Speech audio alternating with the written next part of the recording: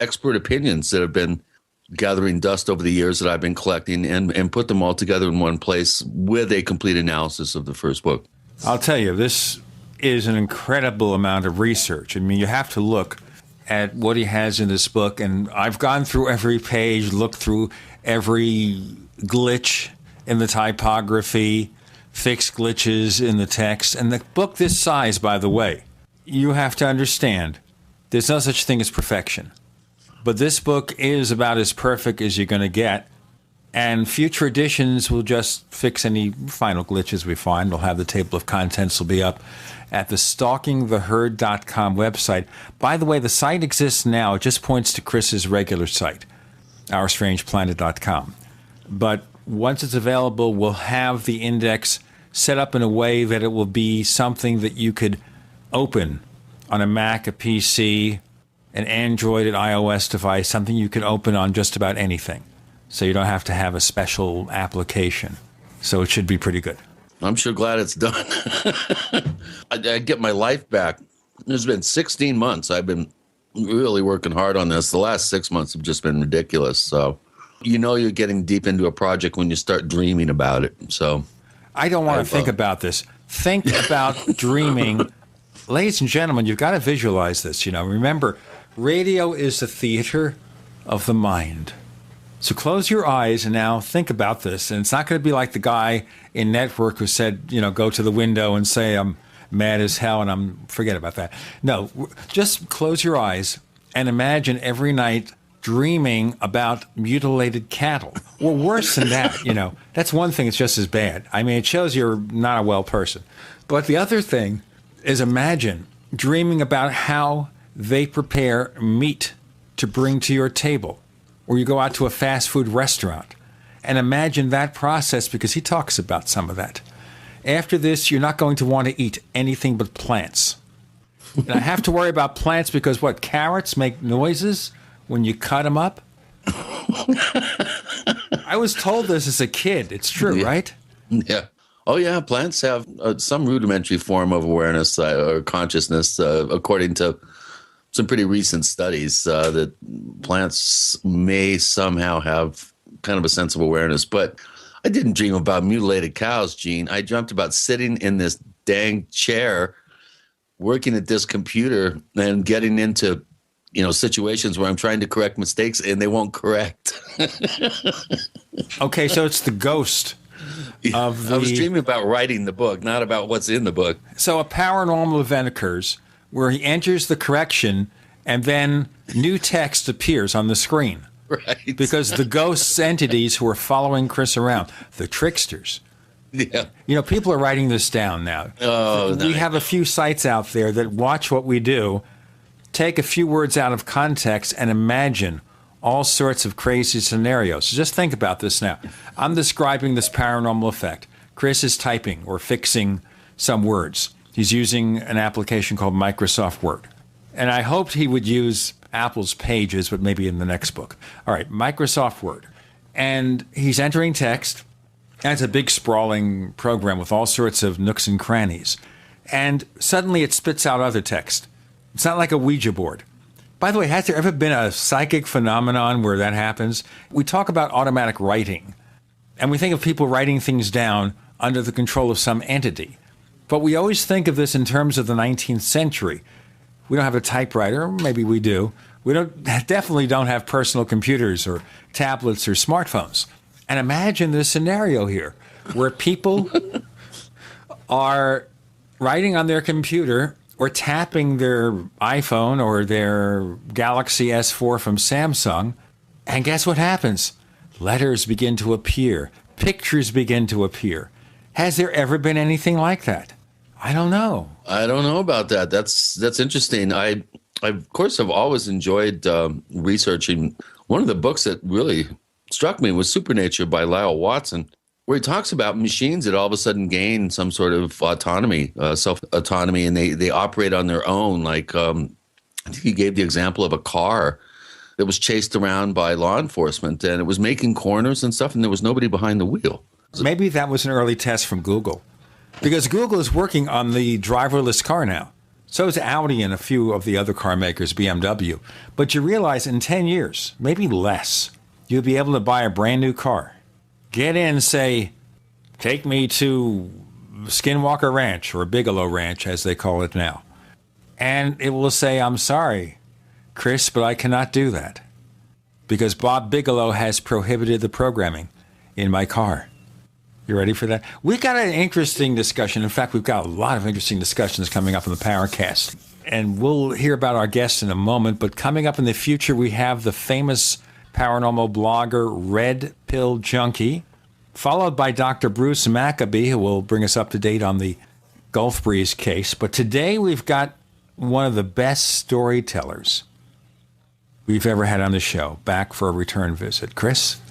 Yes, J.C. Johnson, Mr. Crypto Four Corners himself. Don't quite know what to make of a lot of J.C.'s escapades and experiences out there. I think he's experienced more than entire cities of people when it comes to chasing things that go bump in the night. He was involved in a very interesting event, which he will talk about, with Navajo elder Leonard Dan, Ron McGare, David Weatherly, and others up in the Lukachukas, I believe, mountains south of Farmington.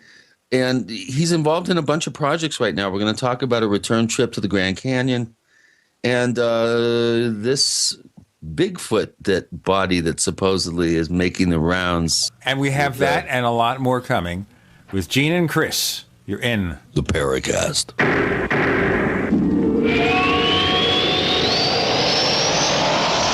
Neighbors, are you tired of dealing with a slow web hosting provider? Well, check out A2 Hosting and their screaming fast Swift server platform. They even have SSDs that load pages 300% faster than the competition. Ready to give your site a speed boost? Well, tell you what, neighbors, head on over to a2hosting.com. That's A2, that's number 2, a2hosting.com. Check out their Prime hosting account. And get this, neighbors, they're even giving you an exclusive 25% off discount for all our listeners. 25%.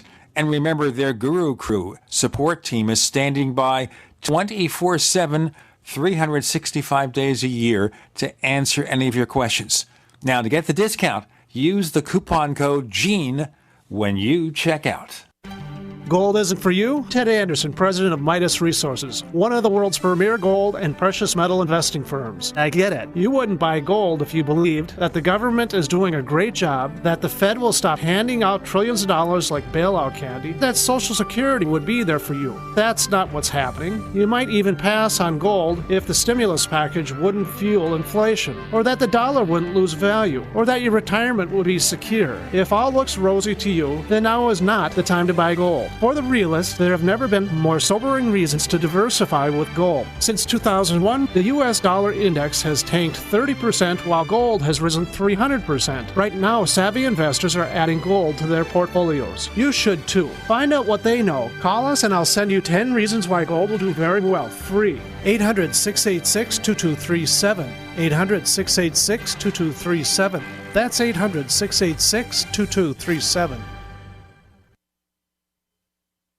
Hi, this is Steve Sanchez, and based on a recent study, it was found that 57 million Americans had legal issues over the last 12 months, but only 60% of those studied sought out the services of a lawyer. Why? In a nutshell, affordability. Well, my friends at Legal Shield have created a solution that can help you not if, but when you need an attorney. For as little as $17 per month, Legal Shield will provide you unlimited access to qualified attorneys at an accomplished law firm for advice and counsel on legal issues, no matter how serious or trivial.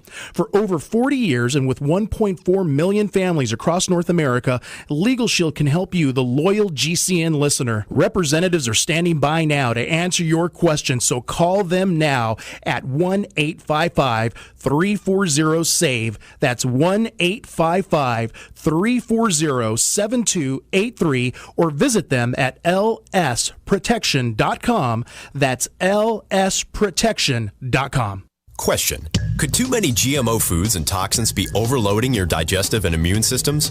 Answer, yes. If you're searching for a powerful detox that's gentle enough to use every day, use Pro-EM1 from Terraganics. Pro-EM1 is a powerful liquid probiotic that uses good bacteria to suppress pathogens and gently eliminate toxins from your body. A healthy digestive system will cleanse and remove toxins, support weight loss, improve absorption of food nutrients, and aid in controlling yeast and other infections. Pro-EM1 is made with only non-GMO and certified organic ingredients, has no preservatives, and is dairy, soy, wheat, and gluten-free. Pro-EM1 is the key to your digestive health. Order Pro-EM1 Daily Probiotic Cleanse at Terraganix.com, spelled Terraganix.com, or call toll-free 866-369-3678. That's 866-369-3678. Also available through Amazon Prime. Pro-EM1 from Terraganix. Life's getting better. This is Leslie Kane, and I'm with the Coalition for Freedom of Information, and you are listening to the Paracast. Joining us again is our friend J.C. Johnson, who is going to tell you some really fascinating stories about the strange and unknown and about his life experiences. But before we get started, I noticed that when Chris put up the notice that J.C. is going to be back, in the forums at forum.theparacast.com in a section called the Question Bank, loads of questions come up. And I was mentioning to JC before we got back on the air, JC, there's got to be a fan club for you out there. What do you think? I don't want to become a cultic personality. I would like to be known, first and foremost, as a hard-drinking, foul-mouthed, lecherous adventure man. That's where I'm at. And if you want to call me out on that, I'll prove it's true. But not on family radio, my friend. Oh, no, but I mean, honestly, who's going to argue with something like that? Yeah. You know what? You really don't drink that much. So, you can't be a hard drinker, or you're not that lecherous. So you can't be that. But, once again, that's what I advertise. So if you accuse me of being any of the above, it's a true story. JC, obviously, Chris and I have been embroiled in this endless book project of his called Stalking the Herd. So we haven't followed up, I guess, on a lot of things that are going on. So you being the Four Corners man, what interesting, fascinating developments should we start looking into? Ooh, where would we start? We had a really interesting summer. One of the first expeditions we did was to Valles Caldera over in New Mexico. This is an area where there's heavy volcanic activity in the past, and there's a lot of volcanic rock. There's a lot of interesting canyons, and you get kind of a mixed conifer of ponderosa pines and aspens. You go from 5,800, 6,000 feet up to, 9,000, 9,300 feet, all mixed through there. And what happened early on is I was turned over an investigation from one of my associates.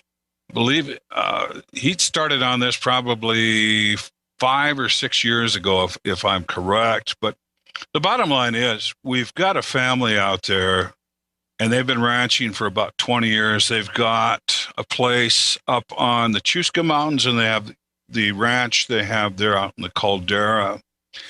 And the elderly woman who is the head of the family has had her fair share of sightings of the furry people over the years.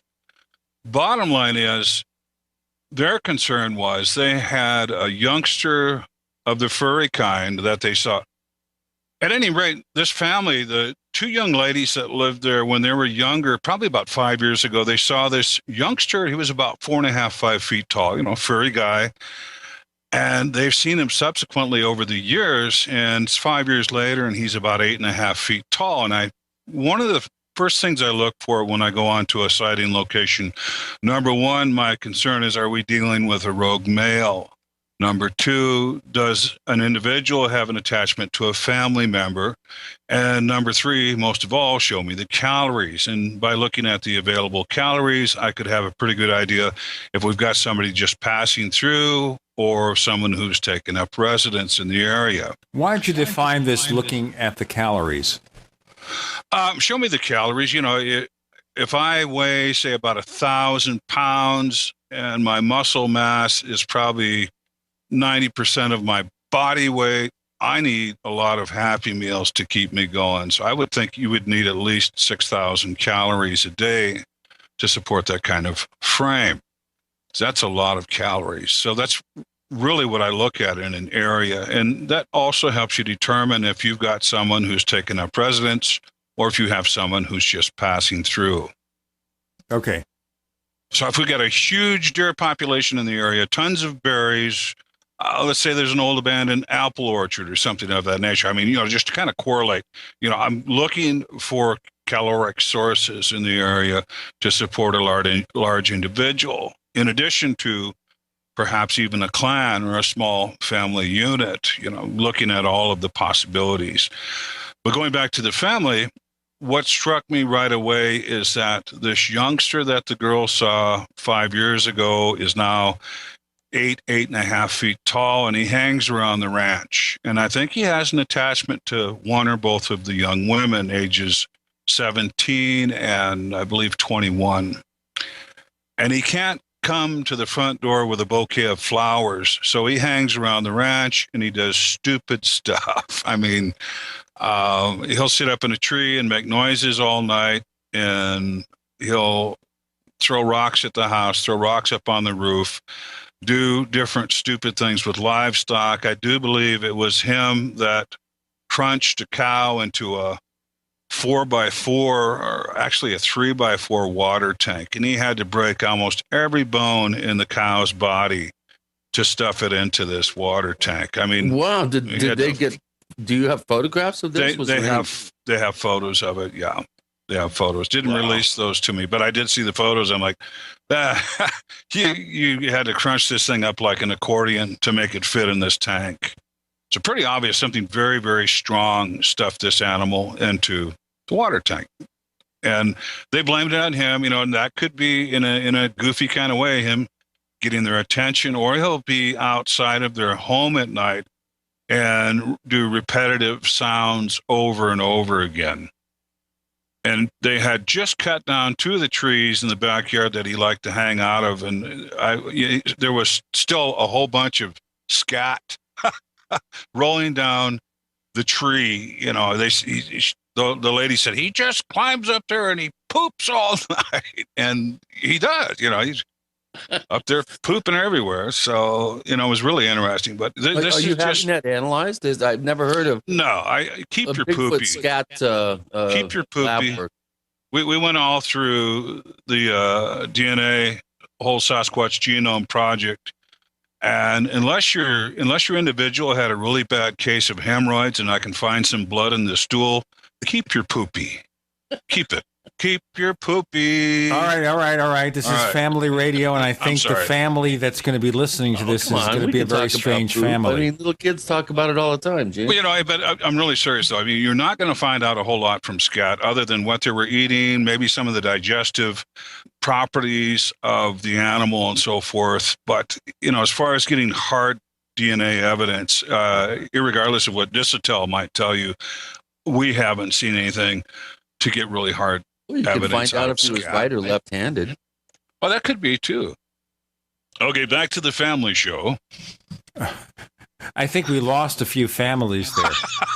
Sorry about that. I'm just really adamant about people wasting time and efforts of scientists in DNA laboratories with scat.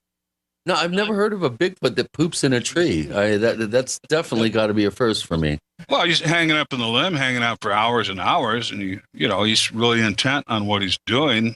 This just kind of natural. All right, we're really creating impressions there on the audience, and they're thinking the show is not going to the dogs; it's going somewhere else, and we don't want to say where because way we're going to lose some of our new listeners. What does the Paracast talk about? Well, they talk about things that aren't nice to discuss. We have J.C. Johnson. He's a nice guy despite what everybody tells you. With Gene and Chris, you're in the Paracast.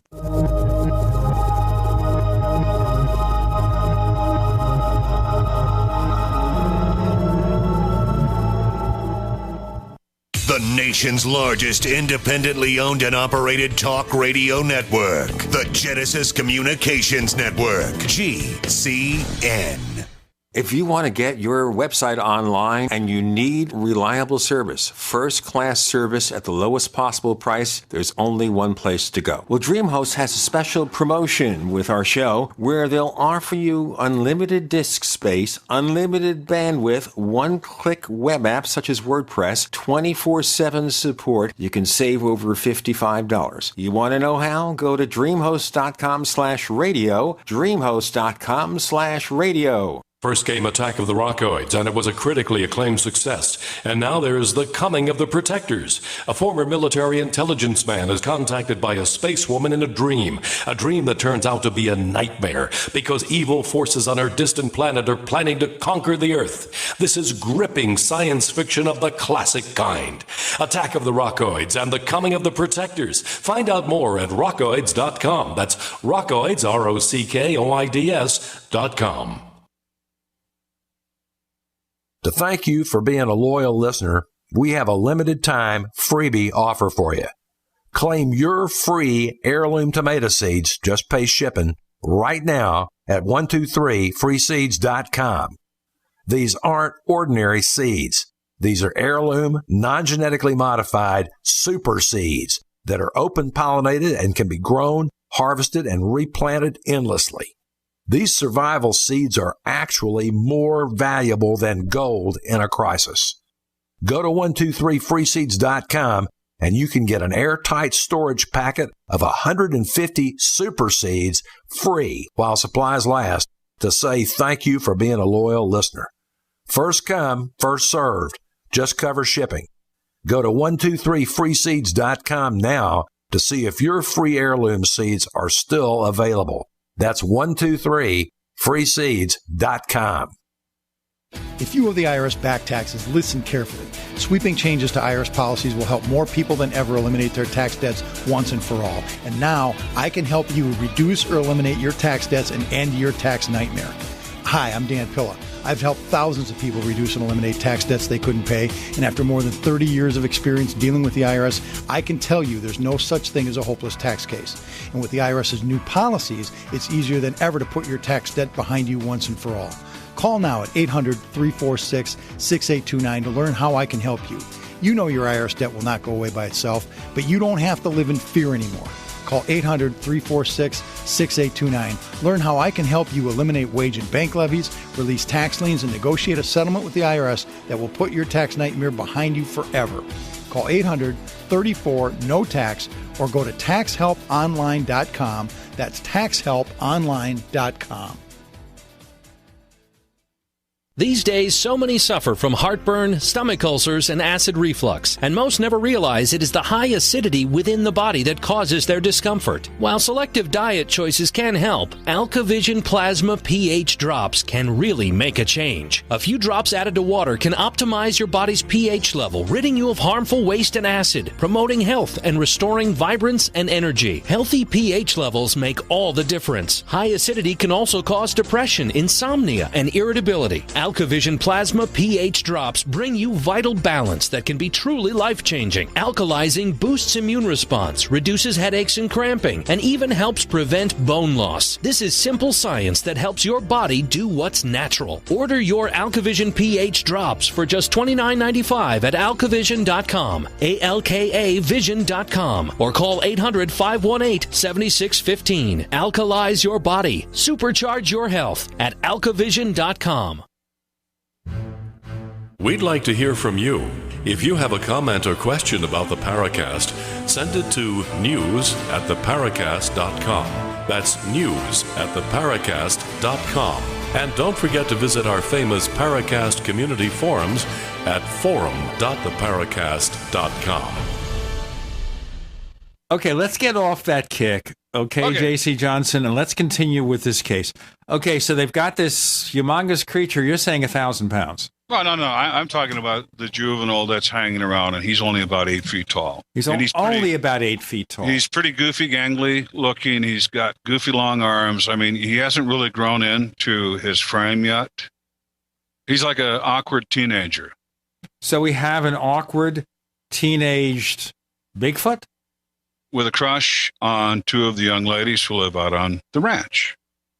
I think he needs a diaper, really, but I'm just saying. I mean, that's, basically that's the first and foremost part of the direction. Are we recording now, or are we? No, we're actually recording this. All right, so you've got this gangly Bigfoot. Yeah. Okay, and he's got a thing for these two young ladies of a human nature. Basically, if you look at it, he probably grew up kind of alongside of them. Him having been around for the last 5 years, he probably, if he doesn't have some kind of romantic attraction with young women, he might have kind of a family feeling for them, whatever it is. At either rate, I'm concerned about activities like this, because this family out there is not a weapon on that whole ranch. And I made that really clear. I'm like, you've got cougars and bears and everything else out here, and you don't have any way of defending yourselves. I always struck me weird, and it even does, months later. And I would worry that the awkward teenager would act out on something. I really do, because the younger woman was telling me a story, the 17-year-old. She says, and I'm not getting into the weird stuff, but actually I am. She says, we were out cutting wood, and I had this funny notion that I was supposed to walk out into this field. And so I did. And then I had this funny notion that I was supposed to go down this trail, and I did. Because then I had this funny notion I was supposed to go sit on this stump and wait. And she went and sat on the stump, and then she came back to her senses and like, what the hell am I doing here? And she got up and skedaddled out of there. But something, and I'm not saying what, something was putting the suggestions in her mind, and she acted out on them. There was something close by. She was also telling me some of the sounds that he was making outside the window, ha-hoo-ha, ha-hoo-ha, ha-hoo-ha, for hours and hours. And eventually, she said, you couldn't block it out anymore, and it got inside your head. And it was something that was really difficult for her to deal with. She says, when you're laying in your bed and you finally let that vocalization really get inside your head, she said it was almost like I was floating. It's almost like I was above my bed floating. So once again, some weird stuff that we can't explain, but more weird stuff. Going back a little further, and with an overall general view of what's going on with this ranch, we find out that the elk herd that's been gone for almost 20 years is back in the area within 2.5 miles of the ranch. We also find out by looking at some of the cattle mute photos they've got where the cheeks are cut out, and Christopher's very adept at all of the different mutes, but these mutes that we were seeing pictures of were almost identical to things we were seeing out of the San Luis Valley, over by Dulce, other areas where it's almost precision mutilations that we've seen time and time again. And they told us about the Whisper helicopters that were flying around the valley, and they'd seen the men in uniforms and helmets and so forth, and even people sitting outside the chopper door with their feet on the skids as they flew over the valley. So we've got a lot more things coming into place. First and foremost, they would like to blame all their cattle mutilations and livestock predation on the infatuated teenager. But we've found evidence of other things that would not point entirely to this particular Bigfoot, and evidence that there were other Bigfoot in the area, even larger than he. And even the young women said, yeah, there's a big male that comes through, and there's this that comes through and that comes through. So, there was a lot more going on. In fact, the father had seen an upright walking dogman type thing, broad daylight, around 8 feet tall, I believe. But for all intents and purposes, it looked like a werewolf walking. So we've got a lot going on in this, just this one particular situation. I thought we were going off to help deal with a rogue male. And there are some non-lethal methods you can do to discourage rogue male in the area. But that wasn't the case. And this youngster, having been around all those years, he has a support system and he has a clan probably nearby. There's somebody that combs his hair out, picks the lice out of his fur, things, of that nature. He has support and care. He's not a rogue.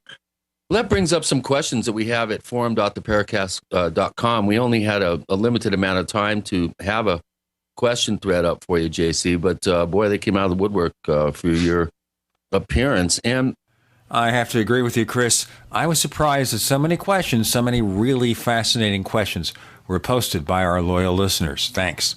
You mentioned seeing this dogman-like phenomenon that this family has observed out there. This is a question from Griffin, who's been a poster for the last year at forum.theparacast.com. And he says, do you give credence to the dogman phenomenon? And if so, do you feel that this potentially could be a different type of Bigfoot or something else entirely?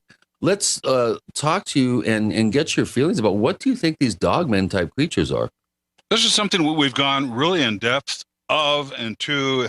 I've talked with Linda Godfrey and things of that nature. But number one, what we have out here, when you look at an upright walking canine, you've got at least 9 or 10 different scenarios that could tie in with what that is. First and foremost, 90% of the skinwalker investigations I've been on and the people I've interviewed and so forth had an upright walking wolfen entity either trying to enter their home, their hogan, and or chasing them and or terrorize them, things of that nature. It's an upright walking wolfen. On another pretense, we've seen the prints of something that we're told is a weir, as in a werewolf. And once again, the skinwalker would be a shapeshifter also. You could have been sitting next to this guy at Sunday school Sunday morning, and at 9 o'clock at night Sunday evening, he transforms into the animal of his choice or the animal of his study. That's what he becomes. Now, this is funny here, JC. We seem to have a growing fascination with shape shifting. I mean, there are TV shows about it. We have, obviously, True Blood, which was, I guess, the progenitor of a lot of the modern interests, where you have a shapeshifter can become any kind of animal. You have werewolves. You've got a new TV show called Bitten, Canadian-based show that is now being shown on Sci-Fi Channel. It's about a family or a clan or a pack of werewolves who I guess are fighting the bad werewolves. The good werewolves do not kill people. The bad werewolves do kill people. You've got, of course, Being Human, the American and British version about the vampire, the ghost, and the werewolf. We've got a show called Teen Wolf. I mean, we're being inundated with werewolves. So I'm going to ask you, and you can answer our next segment, JC, why the fascination, and we're about the possible reality. Listeners, a lot of you have asked why we don't announce some of our forthcoming guests farther in advance so you can set your schedules. Well, part of it is that we tend to book guests right at the last minute to stay up to date. But we do have a few announcements to make.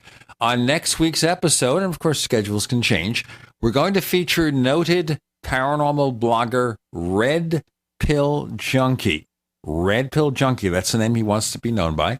And then we'll hear from Dr. Bruce Maccabee, who, of course, is a real scientist, and he'll talk about his investigations into the very controversial case of UFOs in Gulf Breeze in Florida.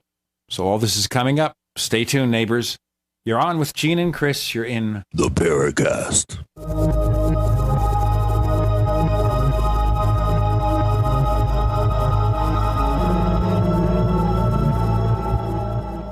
We are the premier independent talk radio network, the Genesis Communications Network, GCN. Is there a secret UFO agenda? Do strange creatures from the darkest corners of the mind roam the earth? Is there evidence for mind control, time travel, or devious government conspiracies? Find out the inside scoop on the latest conspiracies, paranormal activity, and Fortean phenomena when you subscribe to Tim Beckley's Conspiracy Journal. It's jam-packed with stories, special book and DVD promotions, and the best news, it's absolutely free, sent right to your mailbox. Plus, a bonus free email newsletter sent out every Friday. Simply send an email with your name and address to Mr. UFO at webtv.net. That's Mr. UFO at webtv.net. Find out what they don't want you to know. Yesterday, I got a notice from the IRS. They say I owe them over $16,000. I don't have that kind of money, but the notice said if I don't pay it in 30 days, they're going to go into my bank account and take my money, put a lien on my house, and garnish my wages. Can they really do that? If you owe back taxes, unless you get help, the IRS can do all that and more. Don't try to fight the IRS on your own. Use Coast One Financial Group and let them help you get a fresh start. Their Fresh Start program that will stop collection efforts, remove any liens the IRS or state have in place, and help you reduce your back taxes by as much as 80%. You get a fresh start if you owe at least $10,000 in back taxes. They're so sure they can help you that they'll give you a 20% discount just for calling right now. Dial 877-328-6404. That's 877-328-6404. Again, 877-328-6404. Now you can get the same survival food U.S. Special Forces use on their toughest field missions. High protein, high energy, freeze-dried foods known as long-range patrol rations or LRPs. Soldiers love LRP rations. They're lightweight and easy to carry. Easy to prepare by just adding water. Easy to enjoy because they taste great. Civilians love LRPs as a solution for emergency preparedness and recreational activities with limited storage space, such as hiking, climbing, sailing, or RV travel. Veteran-owned Freeze Dry Guy is your exclusive source for this 2013 U.S. military overrun. Long on nutrition, these delicious entrees have a long shelf life, lasting decades. But this rare opportunity, this limited supply, will not last long. You have to act now. Call 866-404-3663, 866-404-FOOD, or log on now to freezedryguy.com, freezedryguy.com.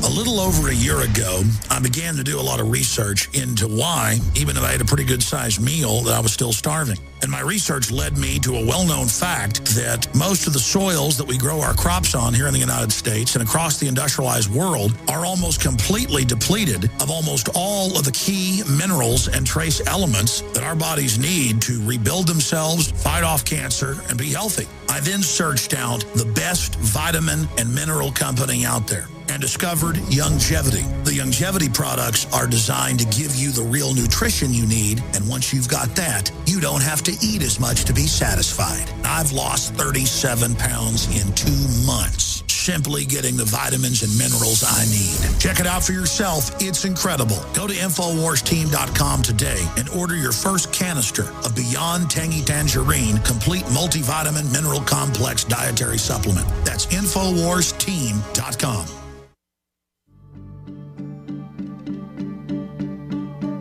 Hi, this is nuclear physicist lecturer Stanton Friedman. You are listening to the Paracast, the gold standard of paranormal radio.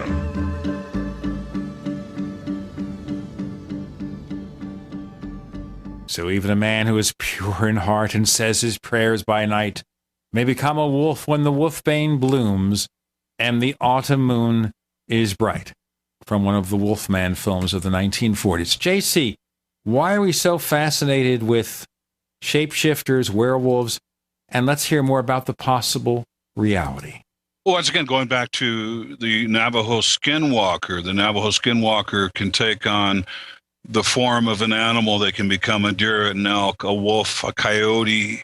They become something other than what they started out as. And when we look into this, and the deeper we dig into this, first and foremost, if you want to become a part of this, if you want to join this cult, if you will, or whatever this evil is, you have to bring in a sacrifice, someone near and dear to you, your mother, your brother, your sister, a sibling of that nature, or even a child.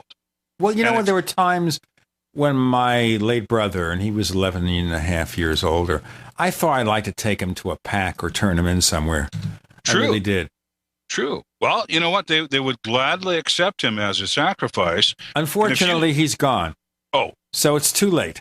It's too late for that. But, you know, if he was still here, I'd think about it seriously.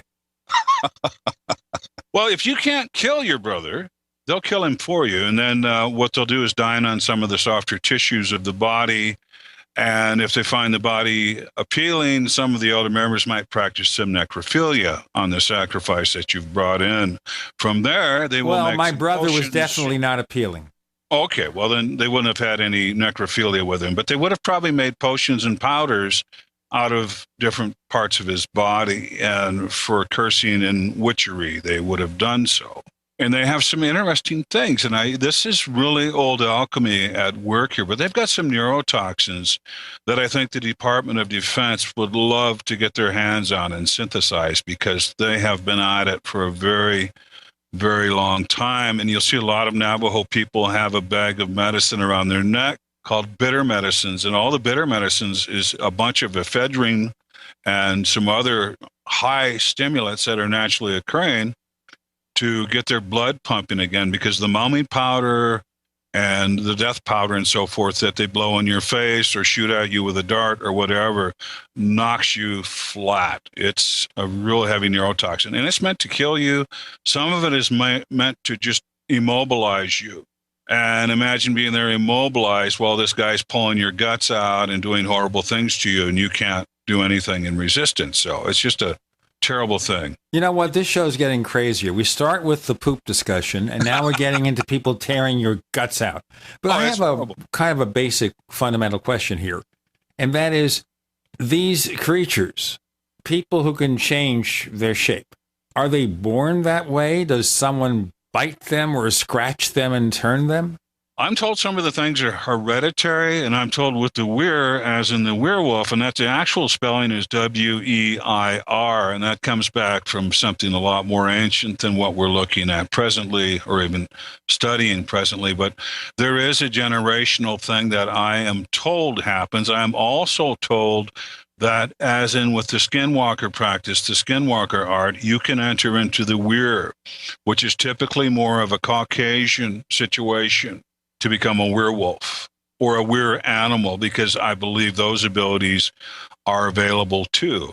So we've just got two different sides of the track practicing the same evil practice. Right, and it's also it's part of a medicine, a dark arts or witchery way tradition within the Dene people that comes along with years of training and all sorts of tests and ritual and other things that have to do with the core beliefs of that particular medicine order or dark order, if you will. So there is a certain amount of educational process that goes on, at least within the whole realm of the skinwalker tradition. Well, and you have to study. You have to study with the practicing head witch, the practicing head elder, and you will go out and do horrible things. I remember Mysterious Creatures of the Southwest. You had the Native American man on who was involved in the skinwalker art, and he was in a situation where he couldn't even tell what was being real and what was not real, and he was like in a dream world. And if you recall from the documentary, when they asked him to bring his sister in as a sacrifice, that's when he got out. Right. I worked with him for several years here in the Sedona area, and I had no idea that he had any sort of knowledge about these sorts of dark arts and kind of secret knowledge, basically. And it was quite a surprise to me when he was the nicest guy you'd ever want to meet. I didn't think he had a mean bone in his body. And then he talked about his uncle, who was involved in this whole very dark world, trying to recruit him to become a member of the society, and he really didn't have that much knowledge about it, but he did go through quite a number of the initial sort of training rituals and stuff. And then when he found out that the last thing he had to do was give up a family member close to him, yeah, you're right, JC, he totally balked and he would not do it. But in that particular video that I was peripherally involved with, Mysterious Creatures of the Southwest, to my knowledge, the rituals that he was filmed doing is the only known film of someone that was trained in that particular art form, if you want to call it that, whoever allowed themselves to be filmed doing some of these rituals. And it was really spooky. I was like, Dennis, man, I thought I knew you. I would agree. As far as the filming of that, you probably have the only film of something of that nature. That's interesting. But yeah, and once you go public about that, or once you try to get away from them, you're in hiding for the rest of your life. And once you bring someone in, I initiate Christopher and Gene. I'm like, okay, guys, you're in. Now here's the deal. You've got to bring in the rest of your family to be a part of this. And if you don't bring them in to be a part of this, then we're going to bring them in as a sacrifice.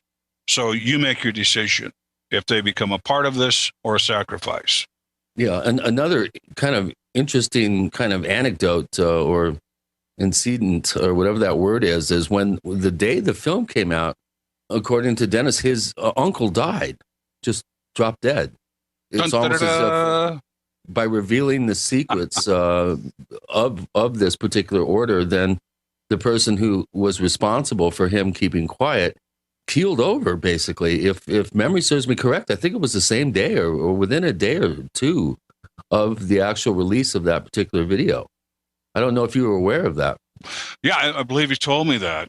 I think Ron James is putting that video back out in 3D. That's the last I heard. So that should be interesting to see that in 3D. Or he's working on another video in 3D. I might have been mistaken, but really interesting too. Also working with law enforcement, often as I do with the Navajo Nation, is I'd went out on an officer-involved sighting of a Sasquatch, and the officer was out jogging early evening, and this thing was sitting on the guardrail and stood up and scared the holy hell out of him. But one of the officers that was out there, and then there was another gentleman who was a police officer who had gotten away from law enforcement. He's working in the private sector, but he was telling me about, he saw this dog, he knew who this dog was, and he captured the dog, and he put the dog in the back of his squad car and locked the doors and everything, and the dog turned back into the person.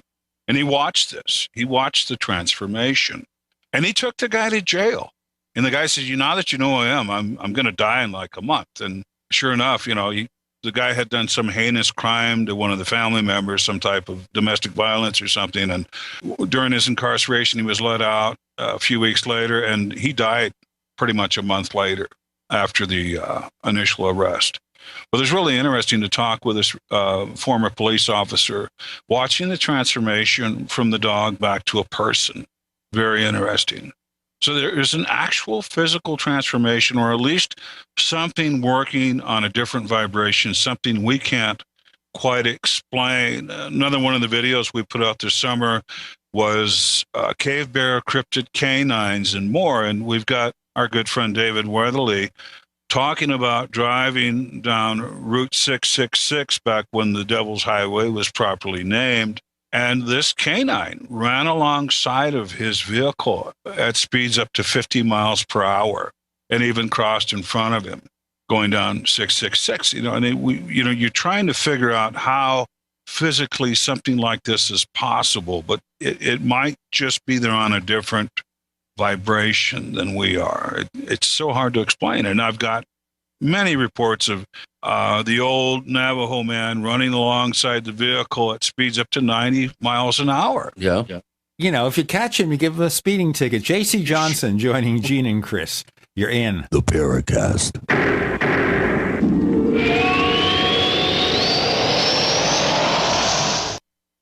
We are America's largest independently owned communications network, GCN. Hi, this is Ted Anderson. If you'd like to listen to GCN programs on the go, I have great news. GCN has created a Droid and iPhone application, and it's free. Just as easy as going to GCNlive.com, click on the banner, and download. Before you know it, you'll be listening to your favorite hard-hitting GCN shows, live or on demand, right on your Droid or iPhone, 24/7 and on the go. So download the Droid and iPhone app free by clicking on the banner at GCNlive.com. Thanks again for listening to GCNlive.com. Again, that's GCNlive.com. Hi, this is Ted Anderson. Have you ever wondered why banks, stockbrokers, investment advisors won't talk about gold IRAs? They've been available since 1986, yet the financial industry won't recognize the value of gold for your retirement. Gold has outperformed paper investments, yet no word about IRAs. If you would like to have gold for your retirement, call 800-686-2237. Don't get left behind by rising inflation and low returns. Call 800-686-2237. Secure your future and call 1-800-686-2237. It's no secret that silver is one of the oldest known natural antibiotics, but the mainstream media will never tell we the people this information. Why? Many drug companies and politicians have dangerous alliances that manipulate the way we live by prescribing drugs that only manage disease, keeping us dependent on big pharma. And with Obamacare at our doorstep, we are now forced into a system that many of us do not want any part of. And no man or government has the right to dictate how we as free people choose to take care of our health. The patriots at utopiasilver.com hold this truth dear. Colloidal and ionic silver supplements from utopiasilver.com open the door to a whole new world of natural healing for the body and the mind. Visit utopiasilver.com and discover the safe and effective health benefits of colloidal and ionic silver. Call 888-213-4338, 888-213-4338, and talk to the patriots at utopiasilver.com, a leading source of natural healing using colloidal silver, colloidal gold, minerals, vitamins, and herbs. utopiasilver.com.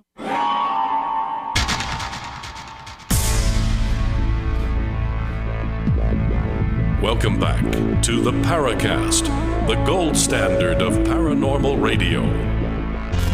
And now, here's Gene Steinberg.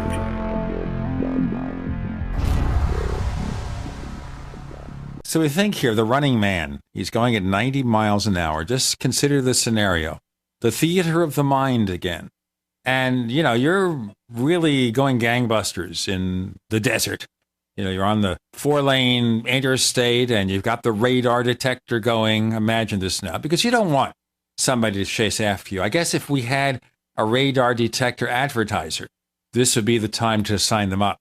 And you've got this guy racing after you at 90 miles an hour, but he doesn't have the detector. So you escape it, but he doesn't. And you try to tell the cop, hey, I was trying to get away from this old man running alongside my vehicle at 90 miles an hour. And sure, the officer's going to believe that. He'll break out the breathalyzer. And he'll go right after you. Oh, yeah, listen here. Okay, so you got the running man, and he's going 90 miles an hour. Tell me another one.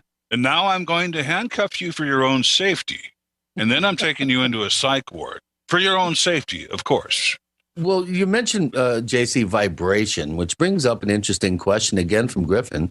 And he wants to know, in your opinion, do you think it is likely that cryptids like Bigfoot or potentially Dogmen are nothing more than unknown earthly creatures, or do you lean towards a more spiritual, dimensional, or alien theory, or a combination of the above? If one of the latter, do you also feel that other paranormal phenomena could be associated with Bigfoot in some way? And he gives the example UFOs, unexplained lights, missing time, shadow people, etc. So where do you come down on this? I would imagine it kind of varies from phenomenal creature to phenomenal creature, but why don't you give us kind of a thumbnail sketch of your thinking? Well, really, you know, I wish I could put this all in a box, but I can't. We can, in each case, identify, hopefully, what was the perpetrator and go from there. So, you know, a lot of things were actually, you know, a skinwalker, yet we've come across situations where it was a weir, as in a werewolf, and we found the tracks, we found the evidence in the area.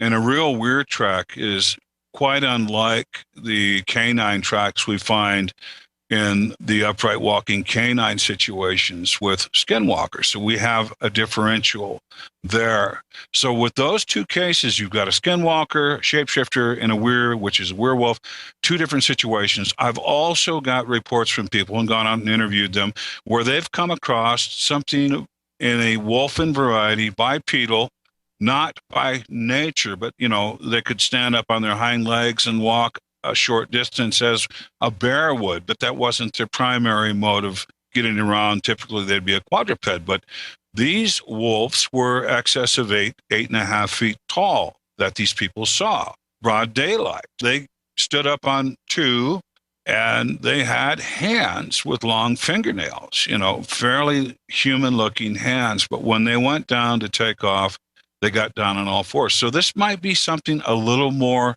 natural. I still hold out that we have a cryptid species that we've come to know essentially as dogman. And with that, varied sightings, hundreds of different variations on the sightings. We can't get a common denominator with the upright walking canines. We can't. So with that in mind, you've probably got 20 possibilities with any upright walking canine, what the origin is and what they're doing. Interesting. I found in my research going over some of the early 70s reports in the Midwest, trying to find where the actual cattle mutilation phenomenon began, where various theories to explain what was going on began. Oftentimes, and this was in 4 or 5 regions in Missouri, Texas, on the other side of the Mississippi, in Illinois, that prior to an outbreak of cattle rustling or mutilations, there would be a hairy humanoid sighting. And in one case, it was called the Lawton Wild Man. It was Lawton, Oklahoma, if I remember correctly. This guy was jumping, incredible leaping ability, like Spring-Heel Jack or something back in the 1800s in England, where he'd be able to leap off balconies, 2 stories up and dash around. And one of the interesting descriptions was that he had on a pair of dark pants that were like 2 or 3 sizes too small and a plaid shirt. And this made the papers, and there were quite a number of reports of him. And I find it very interesting that then you should have an outbreak of other types of unusual activity. It's almost like these wild men or dog men presage waves of activity that then unfold in the area in which they're originally seen. Have you found a correlation like that in the Four Corners area? Just really sporadic. We get weird things happening. It's usually toward spring, and then my phone lights up, my email lights up, and the YouTube channel, people are contacting me and so forth of stuff happening, and we get weird pockets of activity, and then they tend to, after a period of time, just a few weeks, quiet down. Even with the furry people, we get pockets in activity areas that kind of shift and move, but they're pretty much here all summer up until the harvest of the high desert with the agricultural products that they have. But yeah, the weird stuff. I had more centaur reports this spring than I had Bigfoot sightings. And this is one that I'm really having a hard time wrapping my head around, is these humanoid horses. This is bizarre. Why don't you give us an update? You've mentioned this a couple of times in your past visits here to the Paracast, but why don't you give us an update on the priest and other sightings? Well, it's unfortunate. My reliable witness who was going to get me out onto the area where the centaur was terrorizing this Catholic mission, an old Spanish mission up near the Apache reservation, was terrorizing the priests and the nuns and was seen running around in the graveyard and everything else. Subsequent, in the meantime, this same person, my witness, was out by the sheep corral with his grandparents, and this guy, all painted up in white, glides across the snow heading toward their sheep corral. And the grandparents were very upset and saying, Yana Klushi, and, shapeshifter. It's one of the witches. And this guy did not even make contact with the ground. And my witness went in the house and he got his Ruger 1022, and he just started sailing rounds after it, shooting at it. And it turned around and headed away, and he heard it say an explicative. And the dogs chased it once it turned around. And he probably shot 25 times, and he went out. The individual didn't leave any tracks in the snow whatsoever, and there was no blood. So I was concerned about him from that point on. And, I had a long conversation with him and so forth. And he was really afraid that the cult was going to come back and wreak havoc on his grandparents. And he'd made preparations for that evening and having watches and so forth. He was very, very worried, as were the grandparents, because they knew the gang, the cult, the mafia, the Skinwalker Mafia was going to come back and exact some kind of revenge on them. Well, nothing really came of it until a few months ago. I got a strange text message from him during the night, and when I subsequently talked to him, he said he'd had contact with with the guy he'd shot, and he was fine. There was nothing wrong with him. And he wanted to further talk to him. I said, don't talk to him. Don't have anything to do with him. Well, a few months ago, I got the sad news that in between classes, he was riding his bicycle and gallop at the college, and he was killed by a motor vehicle. And that's all been very strange, too. And I haven't been able to garner or gather very much information about his demise. Wow. Ouch. Yeah. So he was my lead dude on the Centaur thing.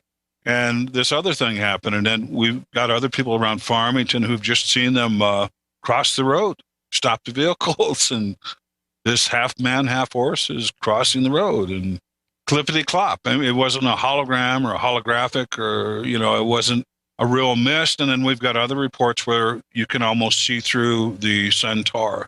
Chief Dan was out investigating something of that nature a few months ago, that it was almost semi-transparent, the Centaur. But the other reports I've got very physical. You can hear the hooves hitting the pavement and so forth. And it's, for all intents and purposes, three-dimensional, real, in the flesh, if you will.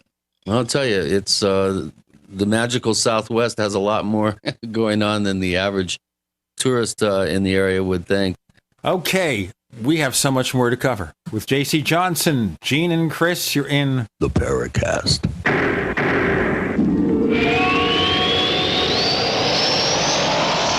First came Attack of the Rockoids, and it was a critically acclaimed success. And now there is The Coming of the Protectors. A former military intelligence man is contacted by a space woman in a dream that turns out to be a nightmare because evil forces on her distant planet are planning to conquer the Earth. This is gripping science fiction of the classic kind. Attack of the Rockoids and The Coming of the Protectors. Find out more at rockoids.com. That's Rockoids, ROCKOIDS.com.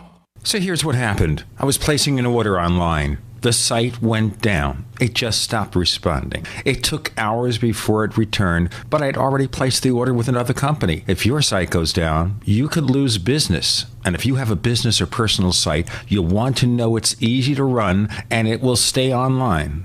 At iWeb, your site is hosted on one of the most reliable networks in the world. Check it out. iWeb.com. That's iWeb.com. Friends, this is Alex Jones for MidasResources.com.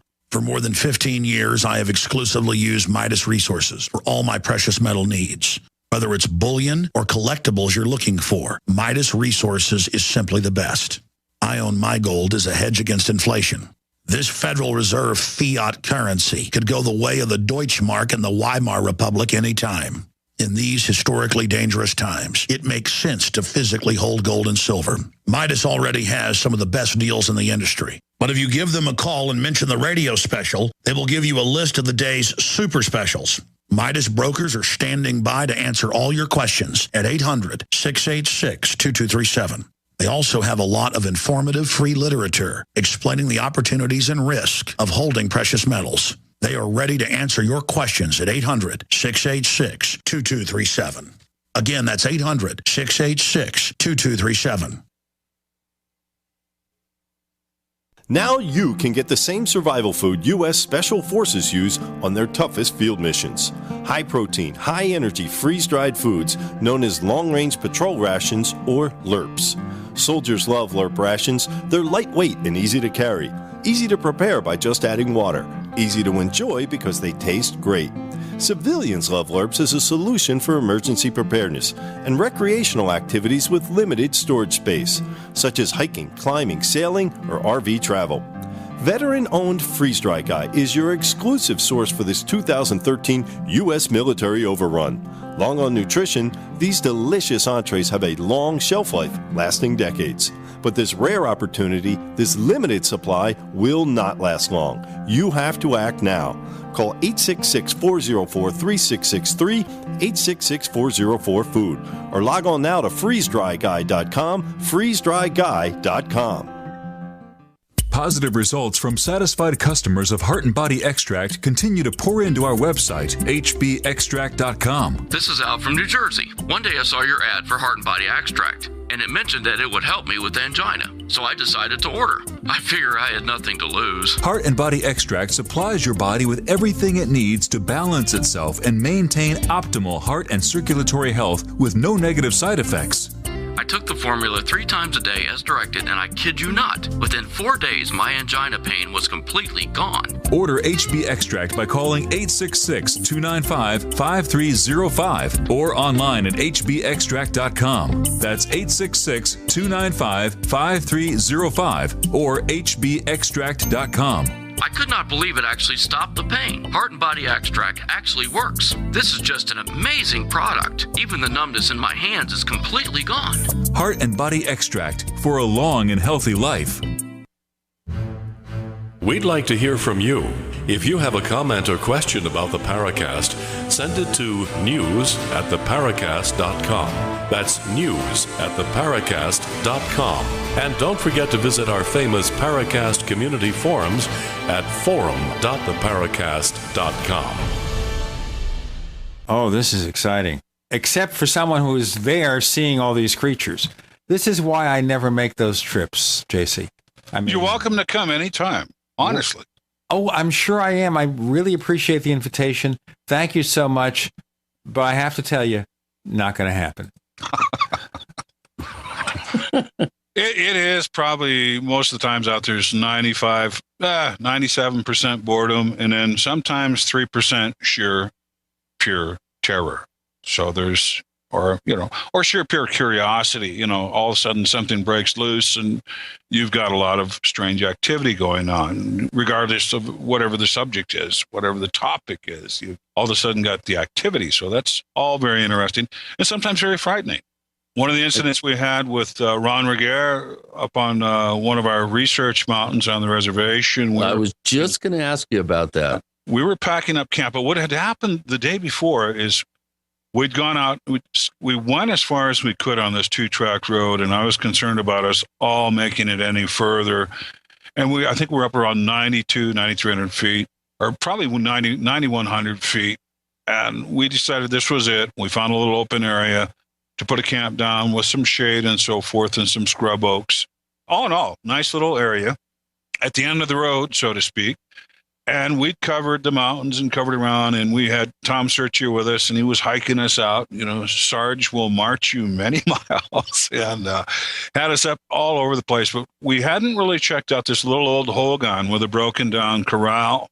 And when we finally did one other, and we were with Chief Dan, Navajo elder, and there was this like bluebird smushed into the ground as if he'd done a kamikaze run at 300 miles per hour and hit the ground because he was partially embedded in the ground. It looked like a huge impact to me, and his neck was broken, his head was smashed, and there was an impact area, and his tail feathers were still moving. He wasn't even really dead yet, and it was weird. So we filmed it, and then his mate was up in the tree, and she was not too happy about the whole situation. And we're like, hey, we're sorry, we don't know what happened to your boyfriend or whatever. He did an end to it. Looked like, incredible speed. So we walked around the corral some more, and then right away Leonard goes, this is a Chady house. And a Chady house is where someone has passed away in the home. And of course they remove the body and, have a funeral and stuff like that. But with the Dene Navajo, if somebody dies in the home is typically off limits and left abandoned. And Leonard walked around further and said, look right here. This is where they laid out the spirit meal for him, for his spirit journey. And there's the bottle of water they laid out, he's going through the whole thing. So we're like, okay, out of respect, now that we know, because we didn't know, out of respect, everybody off limits by the Chady house, stay away from it. And that was it, be respectful. Something occurred to me here while you were talking about checking this house. There is a site now, and I'm not going to give the name of it, but it's been mentioned on radio and TV. And the headline is, the best way to find out if anyone has ever died in your house. Okay? And you pay for the service. I'm serious. It's now only, $12 per search. Limited time only. But they're not advertising with us. I really think they should. I might even contact them. But literally speaking, they do a research, I guess, of death records or something in your city to see if somebody at your address actually died there. You don't need any ghost hunters or anything anymore. Interesting. You should get them to advertise with the Paracast. Absolutely. I'm going to do it, by the way. I'm going to write them. As we speak, as we continue, I will write them and say, hey, this is the best show on the planet. Now, on this plane of existence, there's no better place to advertise. If they're only charging $12, that would tell me that that kind of research we could probably do on our own for about $1. So look into that. That's what you want to look into, that type of research. You'd be surprised what you could find online. We've got talking with Sharon Day yesterday. We have a researcher who's pretty much disappeared under mysterious circumstances. And this is a long story, but I was able to do some research that she wasn't even aware of. And it's new technology with Google where you can download a photo and then go to Google Images and upload the photo, and Google will search the databases far and wide for this photo and find out the origins of the photo. Really interesting, and it's free. So the next time you got some hot chick in a bikini requesting your friendship on Facebook, download the photo, put it in the Google photo search, and you'll probably find out she's with some boiler room out of Ghana that's trying to get your credit card information. So do that. Well, why don't you get back to your story with Leonard Dan and David Weatherly and Ron Regera? This is a fascinating story. David wasn't on that particular trip to the same mountain, but he was on a later one, which I'll go into detail about. We're packing up camp, and usually everybody's worried, and when we've got an area that we're unsure of what type of activities are going on around us, there's usually somebody on watch. Well, we were packing up camp. There was a big wall of voodoo that was going to dump a lot of rain, and we wanted off that mountain in the worst way. So we were hustling. And some of these areas, I wouldn't even call them roads, they're little 2-track wagon trail looking things. And we were in a hurry to get off the mountain, and we weren't paying attention the way we should have been. And Leonard Dan walks over to me. He says, this just hit my rainfly material, not the rainfly, but the tent material. He said, I heard the thud. And I looked, and here it was, and he's got part of a porcupine quill. And porcupines do not launch their quills. We had no known porcupines in the area, and he actually saw the dart hit, and he told me what it was. He said, this is a skinwalker dart, and it's probably got the mummy powder or potion or something in this hollow quill, and it just missed me. And then we're on ultimate alert for the rest of packing up and out of there, and we gave the quill to Ron to have tested. But, if that would have hit him, there's no telling what was in the hollowed out porcupine quill. And they do that. They shoot darts at you, and a lot of times they will shoot bones, shards through a blowgun type thing that have been dipped in some type of neurotoxin or something very toxic to introduce to your body or your system. And a lot of times with the bone shards, they shoot through the blowpipes. They're meant to get in between the vertebrae on your neck, typically, and paralyze you, sever the spinal cord, if you will. And they've got experts in that with the dark art. So there's a lot of nasty, gnarly things that can happen to you out there, in addition to everything else that is out there. You know what? The more I hear this, I'm even less persuaded. By the way, ladies and gentlemen, I wrote to the company that gives you the information about whether someone died in your house. And let's just see if they get back to me and see if they want to advertise on the show. Now, understand, if they do come on the show, and of course they provide income and they help pay our bills, be nice to them, okay? Please.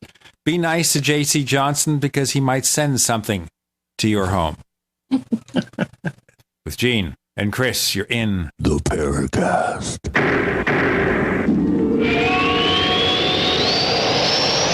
A little right, a little left, but always independent-minded. The Genesis Communications Network, GCN. Graphic Converter is the image manipulation tool for the rest of us. It does not use any database. You get full control of all your files. Want to view the images of a folder? Drag it into Graphic Converter, and a powerful browser opens up to show your image files. You could use it for slideshows. You could use it to import images from digital cameras or from scanners. Need to do some image editing? You can do that too in Graphic Converter. Also print catalogs. Convert from so many formats I can't even list them. Download now to see if Graphic Converter is good for you, like 1.5 million other users. Guess what? You could save money when you buy Graphic Converter. Use the coupon code Night Owl. Use the coupon code Night Owl to get a special price for Graphic Converter. Go to lemkesoft.com. That's Lemke soft.com. Lemkesoft.com. Lemke soft.com. Great news, pure water lovers. BigBerkeyWaterFilters.com has a special discount offer for all GCN listeners. You can't do better than a Big Berkey for economy. For only 1.7 cents a gallon, a single set of filters can last for 5 to 10 years. There's none better than a Big Berkey for emergency preparedness as a backup water source. And you just can't beat a Big Berkey to remove dangerous chlorine, all types of fluoride, pathogenic bacteria, cysts, parasites, and unhealthy byproducts from municipal water. Berkey water filter systems are even powerful enough to purify stagnant pond water. For the gold standard in water filters, get a Big Berkey at BigBerkeyWaterFilters.com. And all GCN listeners get 5% off all ceramic filter systems. For details, call 1-877-99-BERKEY. That's 877-99-BERKEY. Big Berkey Water Filters, for the love of clean water. We travel so much, and having a fake TV, well, it gives added peace of mind. Burglars look for houses that appear to be easy targets, but fake TV can fool even professional burglars into thinking someone is home watching television. As a recent widow living alone, it gives me great peace of mind to set my fake TV near a window and know that passing motorists and pedestrians will think someone is home watching TV when I'm actually away from home. Fake TV easily plugs into any outlet, just like a light on a timer. And they're so easy to use. You just plug them in and they're ready to go. Plus, they're so affordable that we have one upstairs and downstairs. Fake TV is only $29.95 with free shipping. Order your fake TV by calling 877-5FAKE-TV or go to faketv.com. That's 877-532-5388 or faketv.com. Fake TV, the burglar deterrent.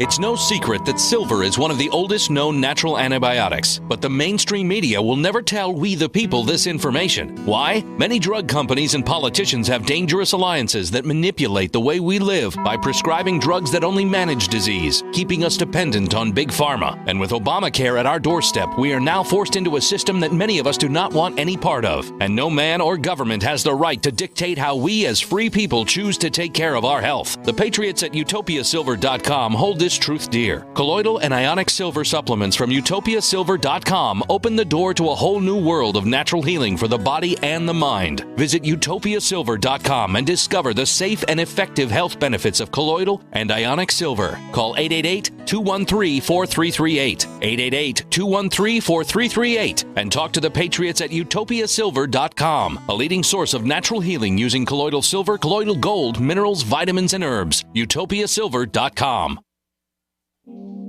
Hi, this is Don Ecker, and you are tuned into the Paracast. Let me tell you what, you're going to hear stuff here that you probably won't hear anywhere else. Hear that, George Snorri? Or I'll send Chris O'Brien to your home. And there you go. Imagine opening the door, and there's JC, and there's Chris. Now, I've opened my door, and Chris has been there. I haven't seen JC yet. Maybe next week.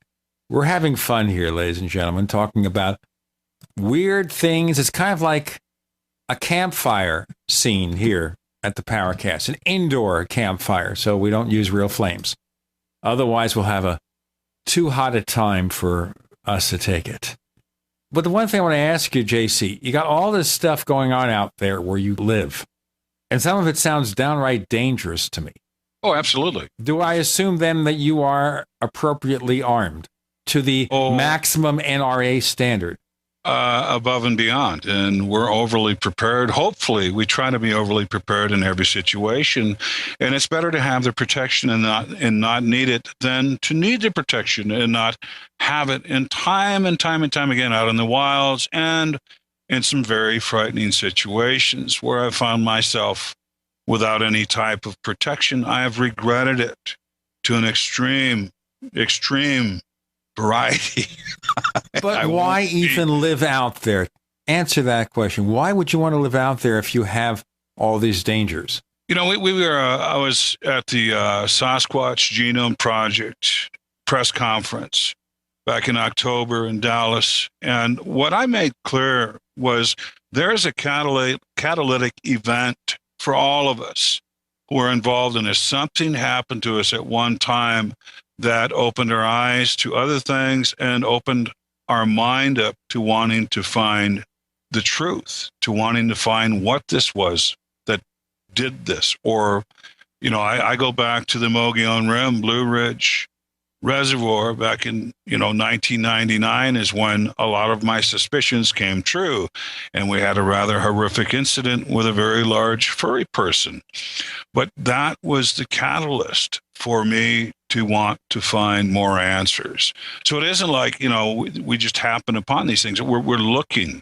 We're looking, and a lot of the things that we address, a lot of the situations, if you watch the investigative videos on YouTube, most of these situations are people who've reached out to us to come and help them where law enforcement hasn't been able to satisfy their needs or anything of that nature. We take it a step further, and this is just helping people. We don't have sponsors. We've done everything all these years out of pocket, all of us, and we typically do enjoy helping people if they're receptive to being helped. Now, you would think that some people try to take matters into their own hands. Maybe they use their own weapons or other ways to scare these crazy creatures away. That's got to cause some complications. I would say with the Sasquatch people, and we've seen where the sheep camps have been run off the mountain, the corrals are broken, they smashing parts of the house and so forth.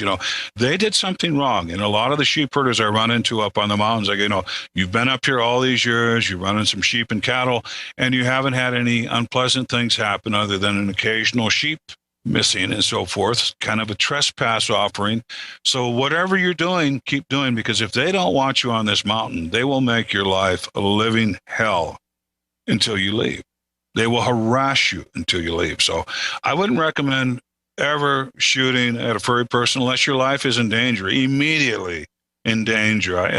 Some people I know have taken pot shots at them and perhaps maybe even wounded them, and they're going to come back and they're going to exact revenge on you. They will, especially if you live out there. Of course, one of the most famous cases was the 1920s case, the miners up on Ape Canyon on the side of Mount St. Helens. That's the first real, fairly well documented report of angry, hairy people. We're speaking about hairy people, and the last time I think, JC, you were on the show was with David Paulides, and of course he is the author of the Missing 411 books. And Griffin wants to know at the question at forum.theparacast.com, do you have an opinion on the potential involvement of Bigfoot in the missing person cases compiled by David Paulides from National Parks? I was going through researching, and I remembered Leonard Dunn had done this interview that our friend Java Bob had recorded him up in Red Valley near the base of the Lucachukais. And it was more talking about the horrors of boarding school and growing up in that system and so forth.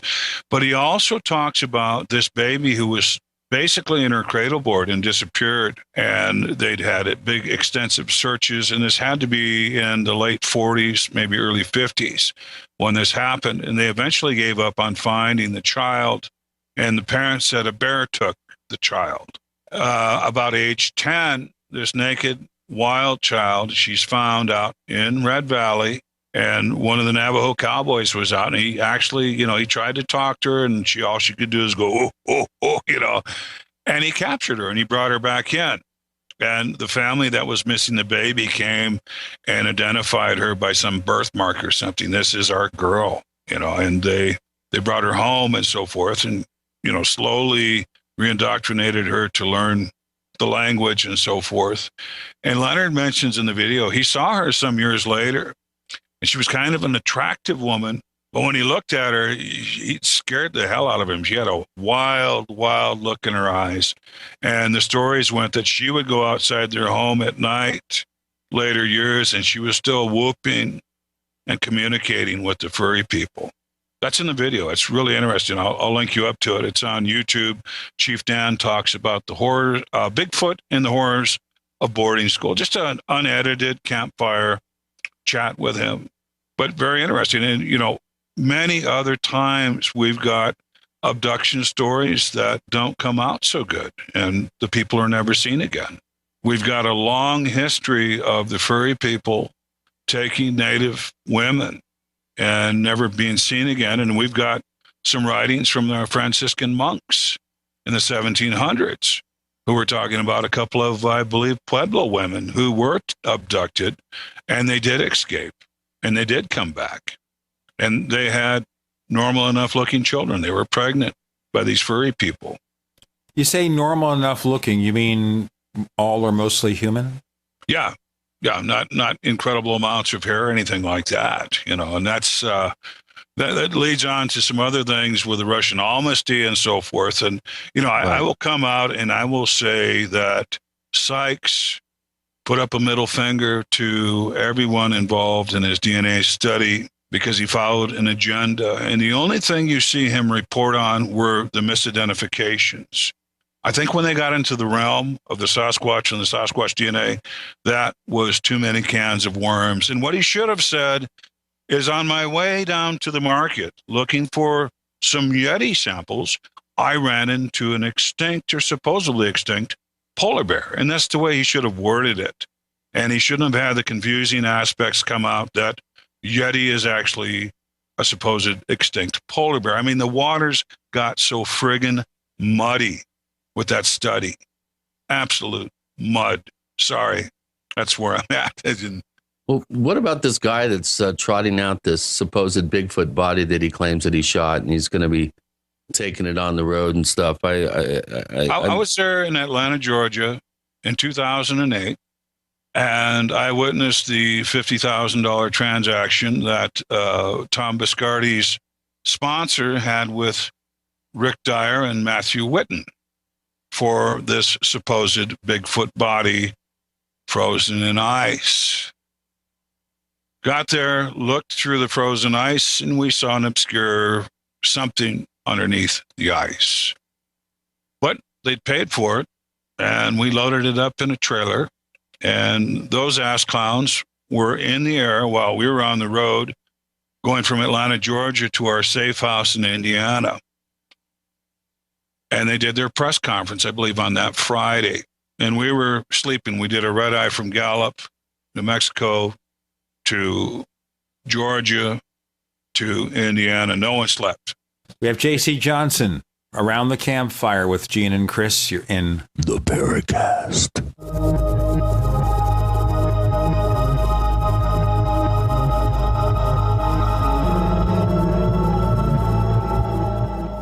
Independently leading the way for the nation. Compelling talk for every political persuasion. We are GCN. First came Attack of the Rockoids, and it was a critically acclaimed success. And now there's The Coming of the Protectors. A former military intelligence man is contacted by a space woman in a dream that turns out to be a nightmare because evil forces on our distant planet are planning to conquer the Earth. This is gripping science fiction of the classic kind. Attack of the Rockoids and The Coming of the Protectors. Find out more at rockoids.com. That's Rockoids, ROCKOIDS.com. So here's what happened. I was placing an order online. The site went down. It just stopped responding. It took hours before it returned, but I'd already placed the order with another company. If your site goes down, you could lose business. And if you have a business or personal site, you'll want to know it's easy to run and it will stay online. At iWeb, your site is hosted on one of the most reliable networks in the world. Check it out. iWeb.com. That's iWeb.com. This alert just came in. This special announcement is for business owners and leaders of organizations who've been waiting for the right time to build.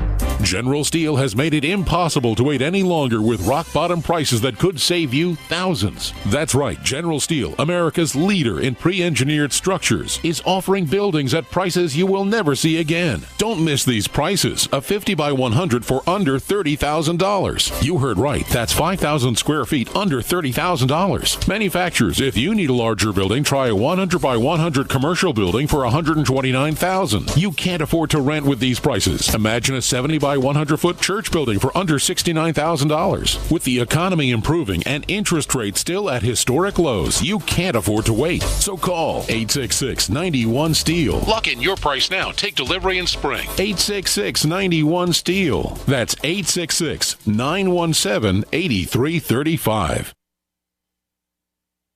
For over 5 years, you've been hearing about the Berkey Guy, so you may know a few things about him. For example, you are well aware of the superior quality and effectiveness of Berkey water filters and accessories. But did you know the Berkeys have had independent lab tests done to prove just how effective they are? It's true, and he can email you the test results. Just visit goberkey.com. You may also know that the Berkey Guy has helped tens of thousands of people get better prepared. Now here's something you may not know. GoBerkey.com has amazing specials and deals all the time on a wide variety of survival and preparedness products. Most ready to ship same day. Visit the Berkey Guy at GoBerkey.com and be sure to click the red Products on Sale Now button. You can always call toll-free 877-886-3653. Again, that's 877-886-3653. GoBerkey.com, home of the Berkey Guy. Hi, I'm Dr. Joel Wallach, veterinarian and naturopathic physician. The Dead Doctors Don't Lie guy with an important message. Take charge of your health. Do not continue to blindly follow the system that has failed us all. I appreciate GCN listeners because you're open-minded and intelligent. If our system is so great, why is it that the United States, the USA, ranks nearly 60th worldwide in longevity and number 1 in obesity? All the while we spend more money than all the other countries combined annually on unnecessary healthcare procedures and toxic drugs. It doesn't take much to get on track. Not with the government or pharmaceutical companies, but rather you in control of your own health with a basic understanding of nutrition and supplementation. FDI Longevity has the finest quality health, sports, and energy supplements available. GCN listeners are invited to join our team of people who want to stay healthy well into old age. We are currently looking for specialists to represent FDI Longevity and Save America. To buy products at wholesale prices or join our business team, go to GCNteam.com. That's GCNteam.com. Support GCN. Get healthy. This is Jerome Clark, author of the UFO Encyclopedia and other books. You're listening to the Paracast.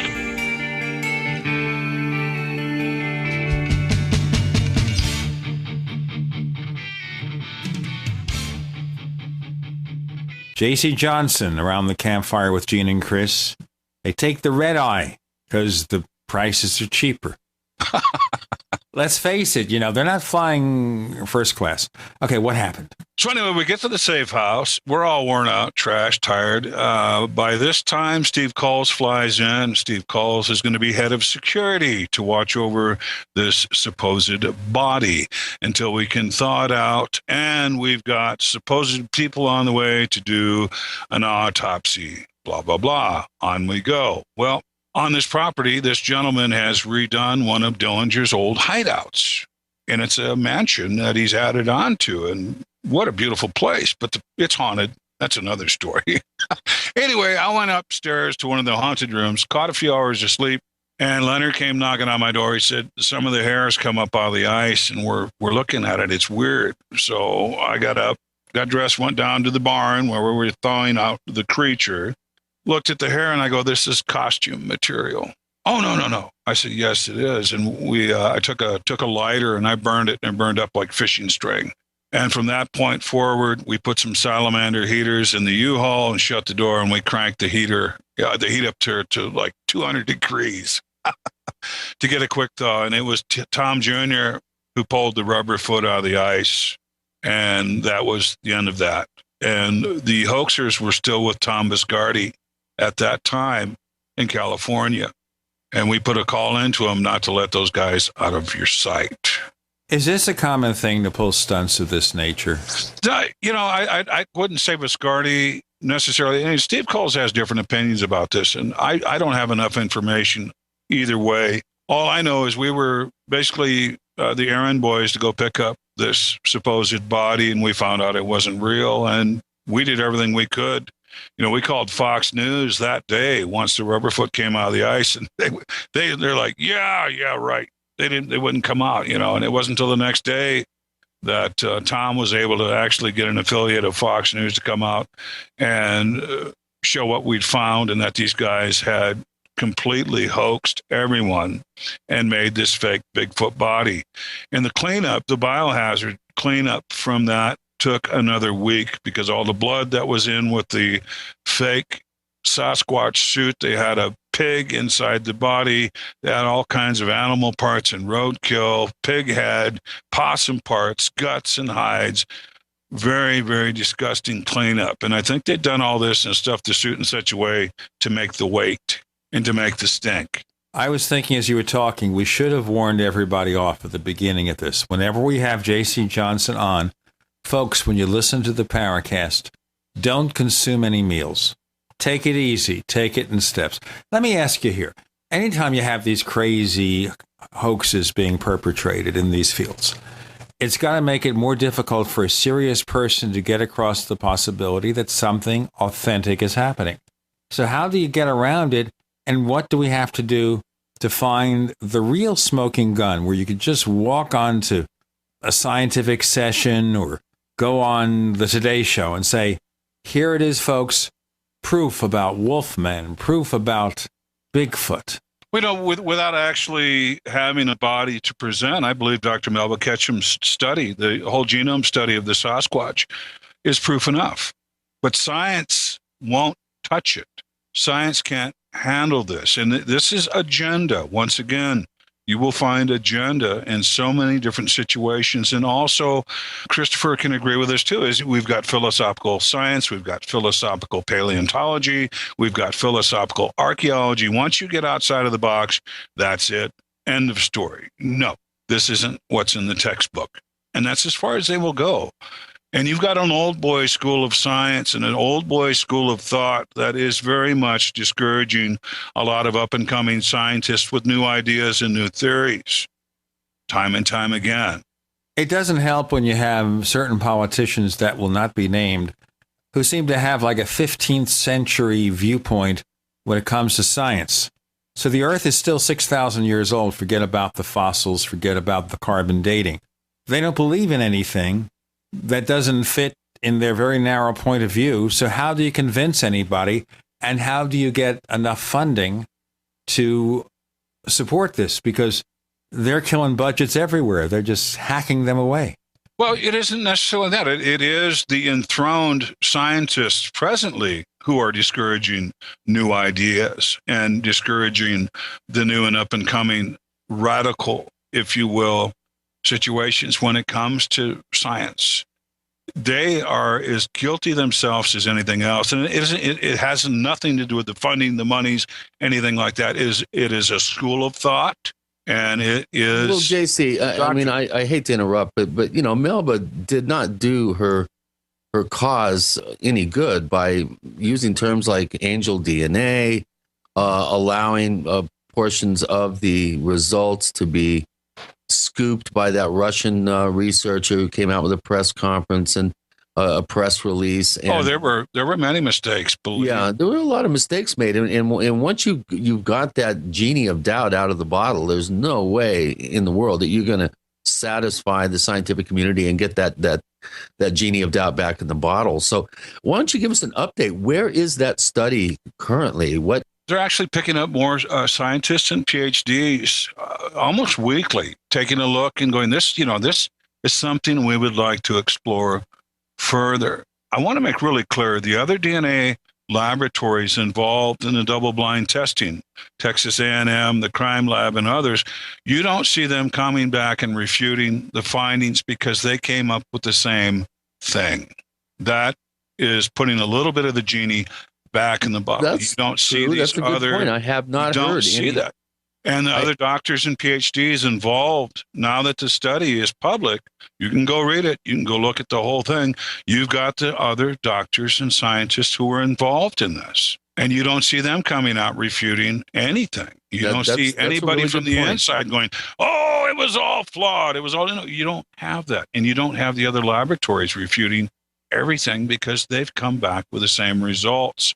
I think number one, what is so twisting on everyone's mind who has the mindset of who these furry people are, when you come back with the mitochondrial DNA being human, impossible. And that is the biggest gap there. The mitochondrial DNA, the mother being human. That is probably the biggest resistance out there because everyone wants this to be an unknown North American ape, whatever. They've got a pet theory. And religiously, they will fight you on this being an ape, just a stupid ape that runs around in the woods. That's what they want. But what you're implying here is that it's really an offshoot of humanity, that it's something so close to us that if we mated with them, the offspring would be human. In some cases. And we've got, and this will all come out later, especially with Erickson and his videos that he's got and the studies that they've done. Some of these guys, they're out there with the furry people. They're 10 feet tall. They look like Alley-oop, a Cro-Magnon man, and they hardly have any hair on them whatsoever, but they've got the body mass and density and the 5-foot wide shoulders. But, it's going back to the DNA and recessive and dominant traits. This guy isn't born as feral as the other ones. And another thing you want to keep in mind, too, the whole genome testing, there was nothing in GenBank for the progenitor species, for the father. There's nothing on file. They have billions and billions of pairs in GenBank, and the father is not on file. So this is new DNA. So some of the stuff talked about and some of the people who do DNA research, angel DNA is unknown DNA. Okay, she wasn't referring to these being an angelic principality or something of that nature. Angel DNA is unknown, and that's a common term with DNA people and people in pathology and the pathology sciences and so forth. DNA unknown is angel. So, that was taken out of context. And you know what? God bless her heart. Dr. Melba's a Southern belle, and a lot of people have a problem with that. They do. And she conducts herself like a lady, and, she's a Southern belle from Texas. She's got an accent. They don't, I've heard her accent being picked on. I've heard the fact that she's from Texas being picked on. The fact that more or less called her a hillbilly. Bias. What's that? There's also gender bias in the scientific community. It doesn't take much for a woman to do the wrong thing and be totally not taken seriously, would be the polite way of saying it. Of course, they have this woman from Texas who is running for governor, and they're giving her a lot of stuff, a lot of criticism that may have a slight gender bias. Who knows? J.C. Johnson around the campfire with Gene and Chris. You're in the Paracast.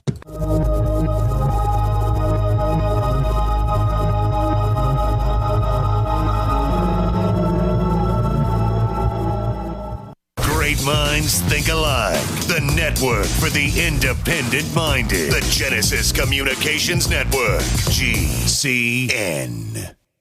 Hi, this is Ted Anderson. If you'd like to listen to GCN programs on the go, I have great news. GCN has created a Droid and iPhone application, and it's free. Just as easy as going to GCNlive.com, click on the banner, and download. Before you know it, you'll be listening to your favorite hard-hitting GCN shows, live or on demand, right on your Droid or iPhone, 24/7 and on the go. So download the Droid and iPhone app free by clicking on the banner at GCNlive.com. Thanks again for listening to GCNlive.com. Again, that's GCNlive.com. We the the people grow cotton, weave fabric, engrave ink, embed strips and fibers to protect from counterfeit, then carting to a private bank, having it lent back at interest, forcing taxes to service debt. This capitalism, or was Jefferson correct when stating a central bank issuing the public currency is a greater menace to the liberties of the people than a standing army? Ted Anderson, I'm placing a free silver dollar in a book that explains our monetary system. Call for your copy, 800-686-2237. It's time to understand the system. Call 800-686-2237. That's 800-686-2237.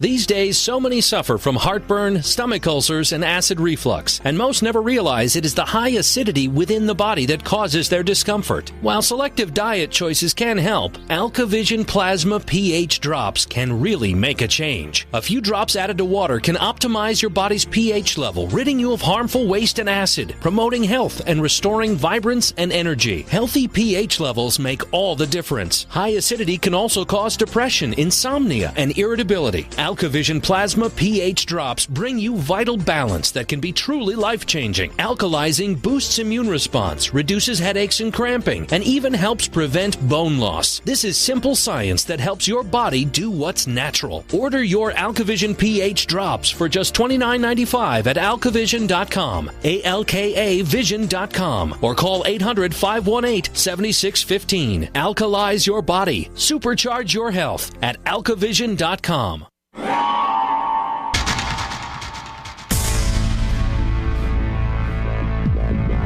Welcome back to the Paracast, the gold standard of paranormal radio. And now, here's Gene Steinberg.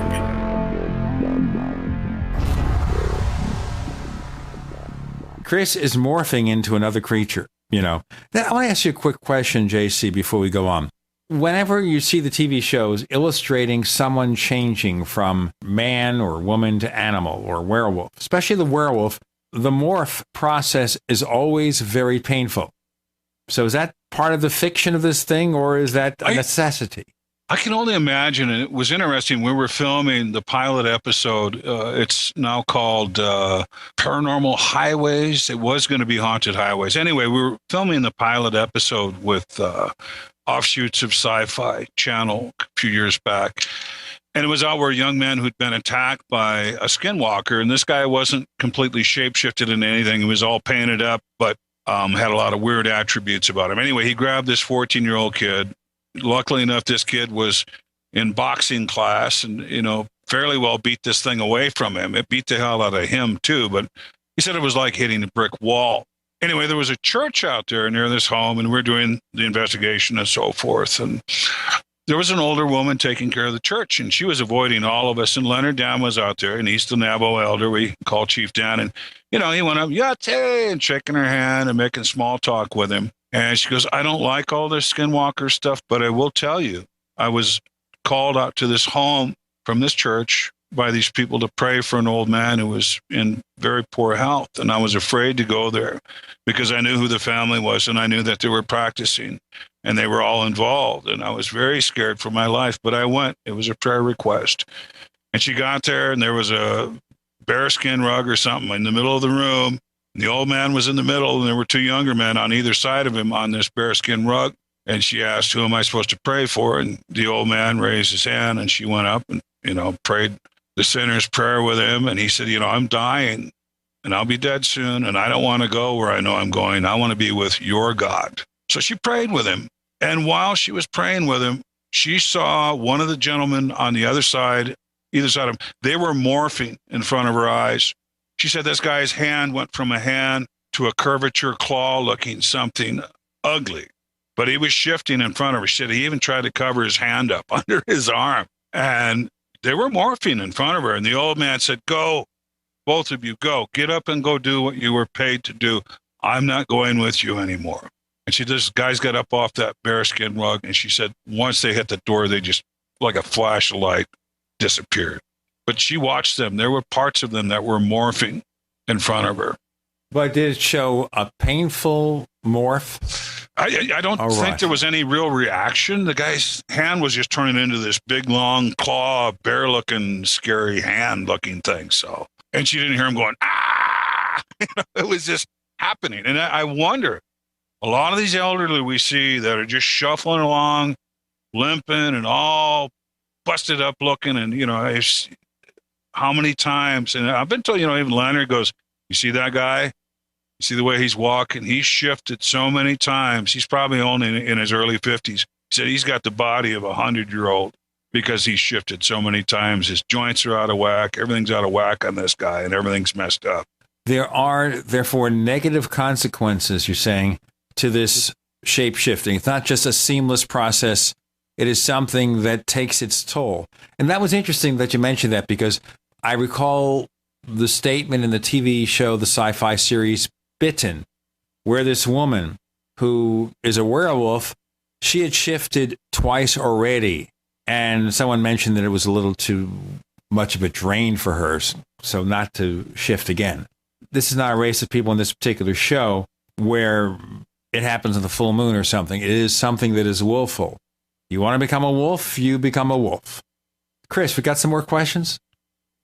Well, we have a couple of questions here from Oakenwolf, who has a avatar that looks like a skinwalker with long, pointy fingers and like claw-like hands. So that name, maybe we're being visited by them. You think, ladies and gentlemen, we always think that it's possibly an FBI or a CIA agent in our forums, but what about a shapeshifter?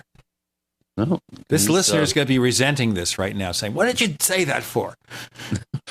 Well, I get contacted by the dark arts all the time. I'm looking at the picture, and it's kind of spooky looking. Well, he wants to know, JC, do you believe dinosaurs could still exist somewhere, and not their descendants, and not counting Nessie or Champ? And he wants some examples of, let's say, dragons or trolls or ogres or something that would indicate an ancient life form that may have survived through time. I know you have that great story of being on the San Juan and observing between your two kayaks what you thought was an 18-inch diameter snake that surfaced between the two kayaks. But how about some of these strange little dinosaurs that have been spotted around the Four Corners area? I've even investigated a few of those types of reports. Why don't you give us a rundown? Oh, I've got a sheep herder out by Newcomb, New Mexico. This is one of my favorite things to talk about. Is he's got some fossilized prints on his home site lease out there. He's running sheep and cattle, and he's been out there for a long time. In fact, I think he might no longer be with us because I think he was pretty elderly. But University of New Mexico was out there, and they went to his little house there, and they knocked on the door, and they said, "Hey, we brought you some Subway, and here's some waters, and we're going to go cast those fossilized prints you've got up there on the rock ledge, and, you're welcome to come watch how we do this," and blah, blah, blah. And he goes, "You want to see some fresh ones?" And he took them down into the wash, and here are some three-toed prints, identical, only bigger, fresh in the wash to what they're going to cast up fossilized in the rocks. And he went on to explain to him that this lizard comes through, and it's bigger than his pickup truck. And he said it can pick up a sheep and tilt its head back and swallow him whole. And here they have these fresh prints down in the wash, and the fossilized prints up in the rocks. What do they end up casting? The fossilized prints, because you won't see people take on this kind of genre. You won't see them take it on. It is so otherworldly for them to even imagine some of these things are left over here. We've got other reports over by Tuba City and so forth. Fresh tracks. We've got so many reports of pterosaurs and pterodactyls. I saw something of a pterodactyl nature that had a ring of feathers around the front and the back of the wing, and inside the wing was buckskin. This thing was well over 20, 25 feet in wingspan. I got to observe it at great length, and all the appearances and appendages of a pterosaur or pterodactyl, but with some feathers. So this is a reoccurring thing out here. And this was a 3D object. It wasn't a kite. It wasn't a remote control contraption of some sort. I saw what I saw, and then it caught a thermal and took off. We have seen the thunderbirds, the raven-type creatures, with a 50-foot wingspan, even bigger. We've seen them. We've seen these things. And then going back to we've got investigations we've done with these hooded lizards that run on 2 feet. They're only 2 or 3 feet tall, but they look like something out of Jurassic Park that hasn't been captured or identified. That's going to be a no-brainer for us this spring to bring in some of those samples. Hopefully, it will be on that. And the mini T-Rex sightings up and down the Animas River and down along the San Juan, there's hundreds of mini T-Rex sightings. Hundreds. Walking through Red Valley in December with my son, he did a couple tours in Iraq and one in Afghanistan. He's an Army Ranger sniper at the time. And we went behind this rock ledge to get out of the wind. We had 60, 70 mile per hour gusts of wind coming, just hammering us. We wanted to have a cigarette. So there was this rock ledge about 30 feet tall and about 60 feet long that had just broken off. And a couple feet behind it, we're back there smoking and joking and talking. I said, if something's been following us, when we come out from behind this rock face, even though it knows we're here, it's going to be out in the open looking at this rock face exposed. So, and I'm going to jump out right, you jump out left, take a look around. And I jumped out right, he jumped out left, and he goes, Dad, don't move, don't move. Don't move because we got to do this break. And then we'll find out what happened when JC and his friend did that jumping thing. Around the campfire with JC Johnson and Gene and Chris, you're in the Paracast.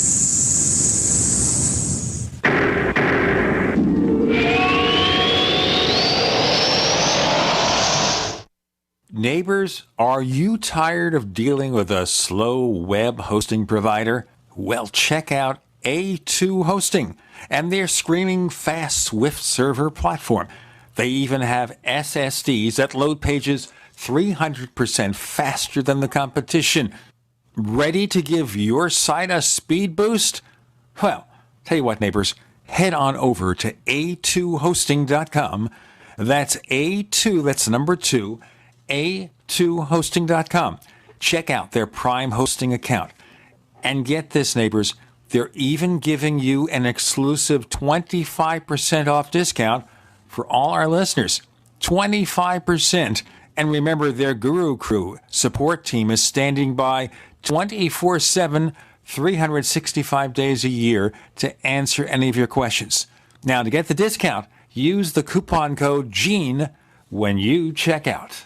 Do you know how much the dollar has lost in its value against other currencies in the last 90 days? Ever think about how inflation will change your life, your savings, your retirement plans? Remember inflation in Zimbabwe, Argentina, the Weimar Republic? Put another way, who cares if your investments go up 10%, but you lose 40% of your purchasing power? Gold is the only monetary asset as no one else's liability. Gold still buys the same amount of stuff it always did. Gold does not require trust in a third party. You can possess it in your hand. You can take it with you. Gold is real money. Gold is honest money. My name is Daniel Larson from Midas Resources. To find out how you can protect your savings and roll over your IRA funds into precious metals accounts, please call me at 800-686-2237, extension 134. That's 800-686-2237, extension 134. 800-686-2237, extension 134. We live in a complicated society. Stressful issues are always popping up. Have you ever been treated unfairly by someone? Have you ever been overcharged for a repair? Have you ever signed a contract or a document worried about identity theft? How many times have you been in those unique situations where you just wanted to call an attorney to find out if you're right or wrong, or what your legal rights are? But every time you think about calling an attorney, what do you think about first? That's right. Who do you call, and how much will it cost? Our friends at Legal Shield have found a solution. With a nationwide network of 6,900 attorneys who average 19 years of experience, Legal Shield's law firms take over 40,000 calls per week helping their members. For less than $20 per month, you can have access to Legal Shield on everything from the trivial to the traumatic. Let Legal Shield stand up for your rights at lsprotection.com. That's lsprotection.com. Or call 855-340-SAVE, 855-340-7283. It's no secret that silver is one of the oldest known natural antibiotics, but the mainstream media will never tell we the people this information. information. Why? Many drug companies and politicians have dangerous alliances that manipulate the way we live by prescribing drugs that only manage disease, keeping us dependent on big pharma. And with Obamacare at our doorstep, we are now forced into a system that many of us do not want any part of. And no man or government has the right to dictate how we as free people choose to take care of our health. The patriots at utopiasilver.com hold this truth dear. Colloidal and ionic silver supplements from utopiasilver.com open the door to a whole new world of natural healing for the body and the mind. Visit utopiasilver.com and discover the safe and effective health benefits of colloidal and ionic silver. Call 888-213-4338, 888-213-4338, and talk to the patriots at utopiasilver.com, a leading source of natural healing using colloidal silver, colloidal gold, minerals, vitamins, and herbs. utopiasilver.com. We'd like to hear from you. If you have a comment or question about the Paracast, send it to news@theparacast.com. That's news@theparacast.com. And don't forget to visit our famous Paracast community forums at forum.theparacast.com. I'm thinking of the movie Snakes on a Plane with Samuel L. Jackson. And that voice, the voice of the serpent from Chris O'Brien, happily finished with the book Stalking the Herd and Recovering. Yay! Let's applaud. Okay. J.C. Johnson joins us around the campfire. He and his son, a former sniper, no less, jump up. We jump out from behind the rock ledge. I face right, he faces left. And my son, watching my research all these years, is thinking there's going to be a big hairy monster googling, looking at us. And the last thing I expected to see was a Komodo dragon-looking thing about 3 feet tall at the shoulders and about 14 feet long with a tail in the middle of winter in Red Valley with probably 20 degrees with wind chill. Last thing I expected to see. And when I did turn, it took off and I missed it.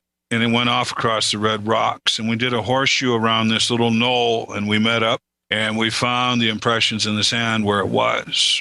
And he said it had more of a rhino hide, elephant kind of hide. There weren't scales on it, but very much appeared to be a Komodo dragon looking like reptile, something, if it was indeed a reptile. Could something survive in such an austere environment with such cold conditions and lack of water and with a rhino hide or an elephant hide and being warm-blooded? I think if he went into a burrow at night or a cave, he'd be all right. Yeah, but we normally associate reptile life forms as being cold-blooded, and that's you will probably and hopefully some of the stuff we bring in, reptile in appearance, is going to turn out to be warm-blooded.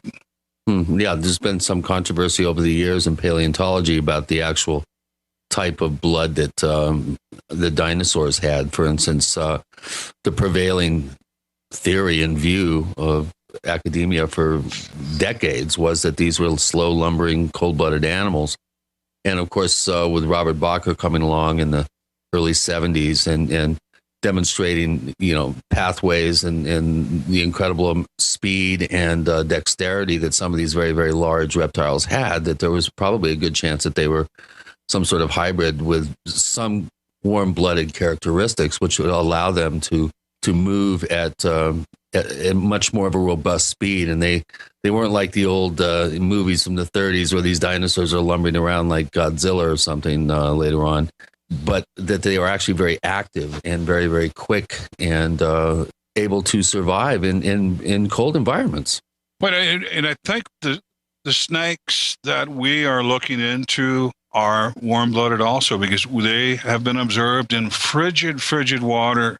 So we don't have a repatriated anaconda or repatriated python. These are adept at moving in frigid waters. And then the stories of the swaths through the snow, miles and miles of snake swath going through snow. And I mean, wide swaths. So whatever this is, it's very relic, very ancient, and indigenous to the area. And I'm thinking warm-blooded. And I've seen the smaller ones. They're fast as hell. I can't catch them, but they'll come up out of the water serpent style in front of your boat, your kayak, and bloop, look at you, and then bloop, back in the water. And there are no known native water snakes to the San Juan River Basin. You have to get over into Texas into some of the swamp areas and so forth before you run into actual water snakes. We've got snakes here that cross the water. I think the gardener snakes might dive temporarily and so forth. But these are very large snakes and large enough to ingest a person and leave the area, and or probably grab a person up in their jaws and drag them away or something of that nature. One of the investigations, this family kept having sheep disappearing out there in the sticks. They had electricity. They put up a bunch of motion lights. Finally, there was no prints, no animal prints, nothing really discernible. And the corral, the way they had it built up, was probably 9 feet tall. So, something would have to climb up over the corral. It wasn't like a Sasquatch could necessarily reach in and take a sheep, and you'd probably see his prints. Well, one night the dogs went off and they had the motion lights in, and here is this snake over the corral, inside the corral, with a sheep in his mouth, about a 60-pound sheep, and he backs out over the corral and starts heading down toward the river. And they're beating him, they're grabbing his tail and everything else. And he turned around and retreated backwards into the river. And they were pulling on the front legs of the sheep because it was already partially down his gullet. They were trying to pull the sheep back out, and he backed down into the river and was gone. Did they retrieve the sheep, or he left with the sheep? He left with the sheep. Okay, wasn't successful. Okay. Something around 60 pounds. Can you imagine the weight, length, and girth of a snake to be able to go over a corral and pick a sheep up and come back out of the corral? And most of the snake was on the other side of the corral. Thinking of the movie Anaconda. Chris, some more questions. Well, I do have quite a number of questions. We've answered a good portion of them, but here's one again from Griffin, and wants to know, what's on the horizon for J.C. Johnson? Do you have plans to go on any paranormal or crypto-related adventures in the near future?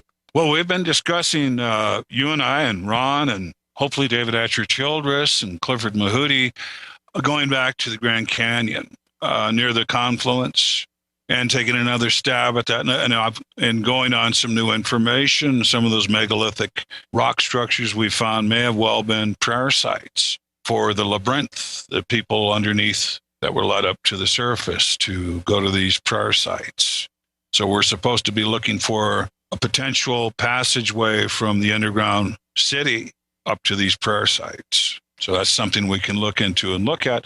Also, if we can find some climbers, get the permits and everything that we need to go over the edge. I think Christopher's pretty well dialed in where Kincaid's doorway is. I think we're within 50 yards of it.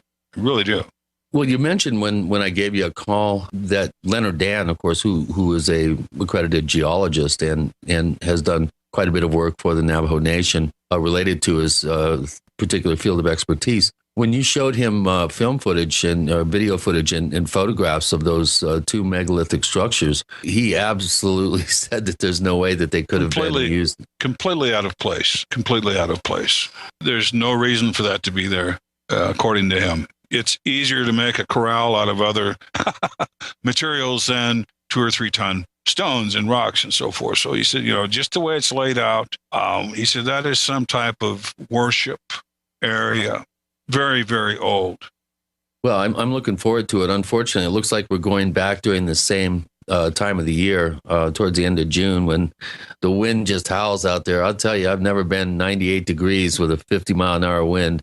I know. We're trying mid-May. Might be a little, we were mid-May, I think, last time, and it was scorching out there.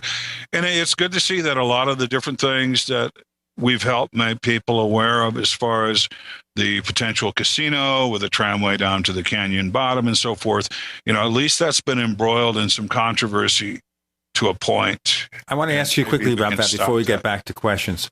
Let's do our break. J.C. Johnson joins Gene and Chris around the campfire. You're in the Paracast.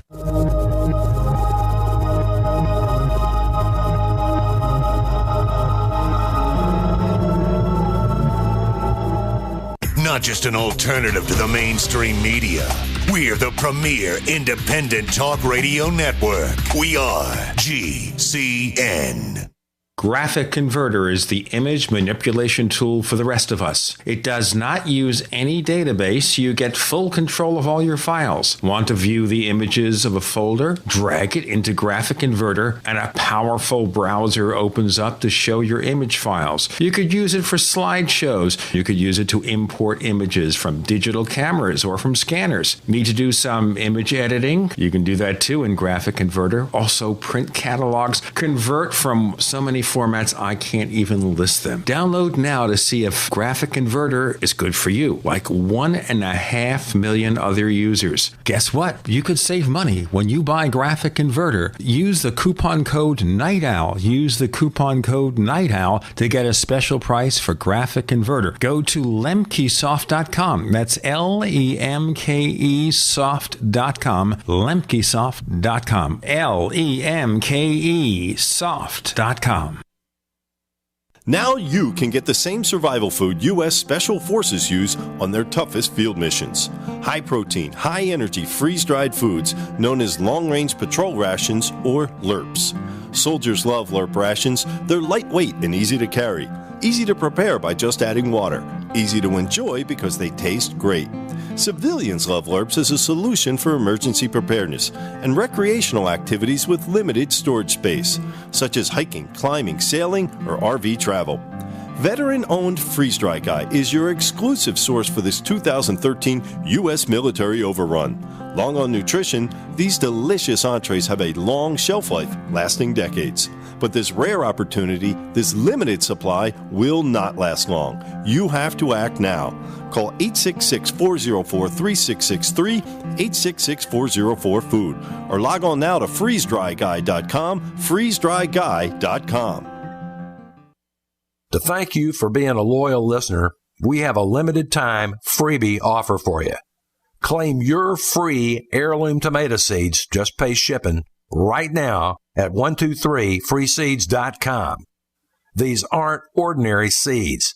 These are heirloom, non-genetically modified super seeds that are open pollinated and can be grown, harvested, and replanted endlessly. These survival seeds are actually more valuable than gold in a crisis. Go to 123freeseeds.com and you can get an airtight storage packet of 150 super seeds free while supplies last to say thank you for being a loyal listener. First come, first served. Just cover shipping. Go to 123freeseeds.com now to see if your free heirloom seeds are still available. That's 123freeseeds.com. Question: could too many GMO foods and toxins be overloading your digestive and immune systems? Answer: yes. If you're searching for a powerful detox that's gentle enough to use every day, use Pro EM1 from Terraganics. Pro EM1 is a powerful liquid probiotic that uses good bacteria to suppress pathogens and gently eliminate toxins from your body. A healthy digestive system will cleanse and remove toxins, support weight loss, improve absorption of food nutrients, and aid in controlling yeast and other infections. Pro EM1 is made with only non-GMO and certified organic ingredients, has no preservatives, and is dairy, soy, wheat, and gluten-free. Pro EM1 is the key to your digestive health. Order Pro EM1 Daily Probiotic Cleanse at Terraganics.com, spelled Terraganix.com, or call toll-free 866-369-3678. That's 866-369-3678. Also available through Amazon Prime. Pro EM1 from Terraganics. Life's getting better. Hi, this is Nick Pope. You're listening to the Paracast. We continue with J.C. Johnson with Gene and Chris in the Paracast for two more segments. So, okay, this controversy over building this casino or whatever at the Grand Canyon. What's the story about that? What happened? We did a show about that a year or two back. Chris, you want to start that? Well, I had been interested for years in the 1909 Phoenix Gazette article that came out in April of that year. Quite an extensive article that had some pretty fantastic claims of a guy, a stringer for the Smithsonian that claimed he was a prospector from Idaho, and he claimed he had been coming down the Colorado River just north of the confluence, or east rather of the confluence with the Little Colorado, right at the part of the Grand Canyon where it really starts to get majestic. It's right at the would be today at the, I guess, the eastern edge of the Grand Canyon National Park. And where the confluence comes in, I'd done quite a bit of research about the place of emergence for the Pueblo people, the Sipapulima, as the Zuni call it, or the Sipapu, which is kind of the anglicized version of it. And it's allegedly a doorway that the Indians use to go and be protected underground by so-called ant people while the earth cleanses itself in between major epochs of time, the last cleansing being the Great Flood. And supposedly there's this underground city. Well, in the 1909 Phoenix Gazette article, this guy named G.E. Kincaid claimed that he, at great peril, had climbed up the cliff face because he had seen what appeared to be an entrance, and this would be just east of the confluence. He went in there and discovered this incredible, huge underground complex that later they estimated up to 50,000 people could be housed in all these dozens and dozens and dozens of dormitory rooms.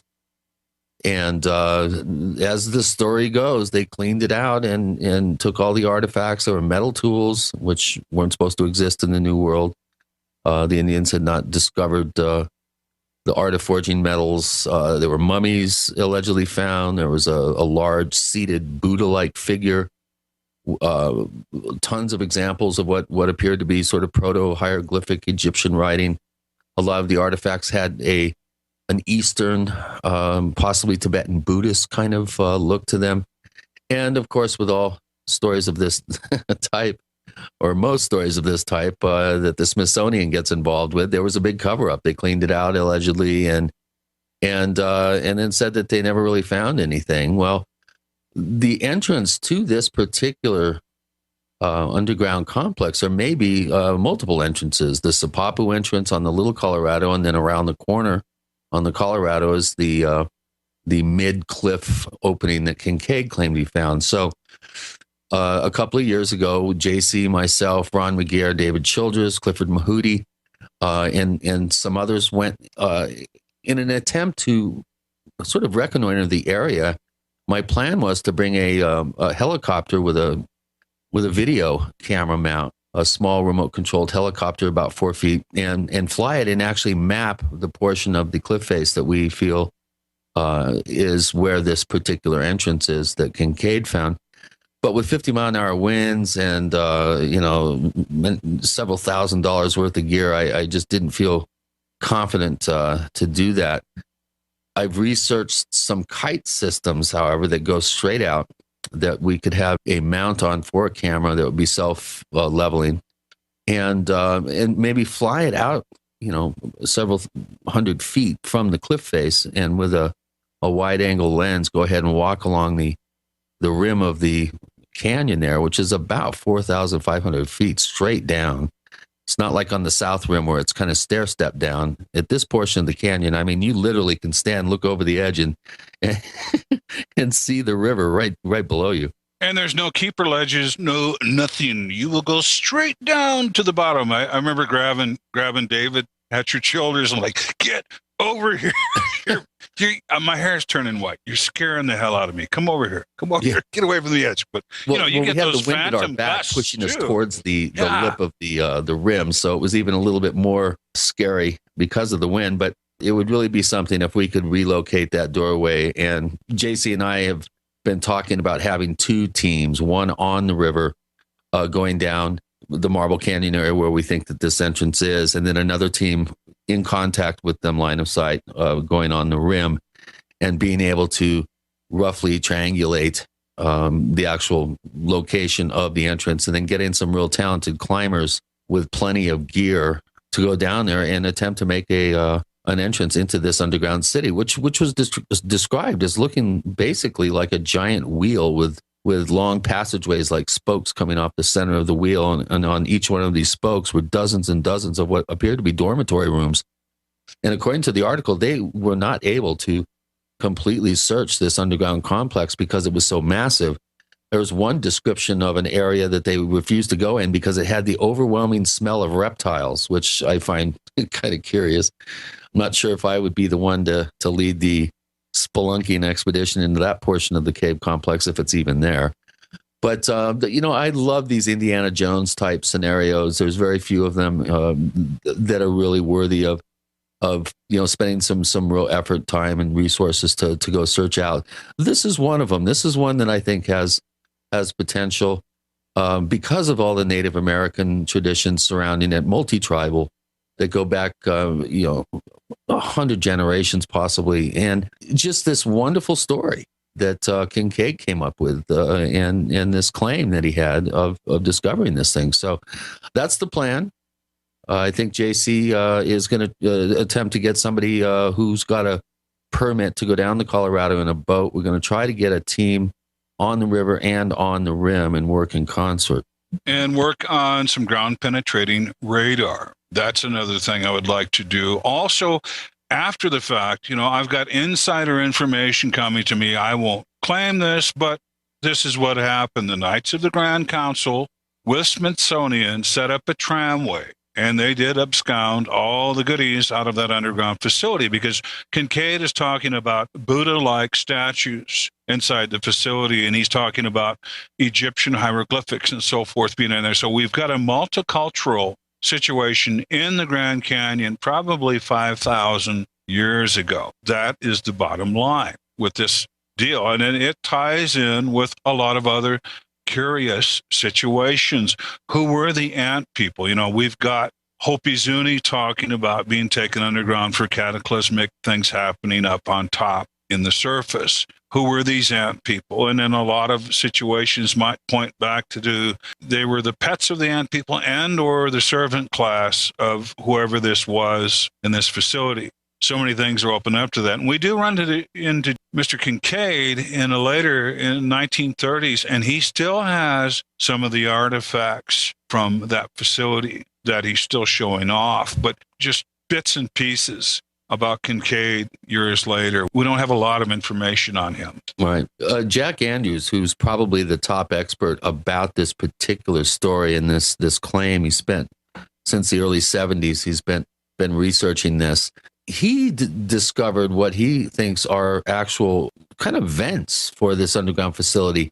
He says if you go further upriver from where we were at the confluence, if you go further upriver, there's several spots where air rushes out of the ground in a straight column like an invisible geyser of air. And this would be an indication of some sort of pressure differential between the atmospheric pressure outside the cave system and the pressure inside. It's just very fascinating. And the area out there is very magical. Stumbling on those quasi-megalithic sites, for instance, was quite peculiar. David Childers said, well, it's probably guys with a backhoe trying to build a sheep corral. But I carefully looked at those, pieces of limestone, and I didn't see any scrapings that would indicate heavy equipment. I didn't see any sort of tool marks. So I don't know. I just think the whole area is very mysterious, and it's a good example, a good way to get out to one of the most beautiful spots that I've ever been in my life. I mean, that sitting on the point of that confluence is beyond breathtaking. Around the Campfire with J.C. Johnson and Gene and Chris, you're in the Paracast.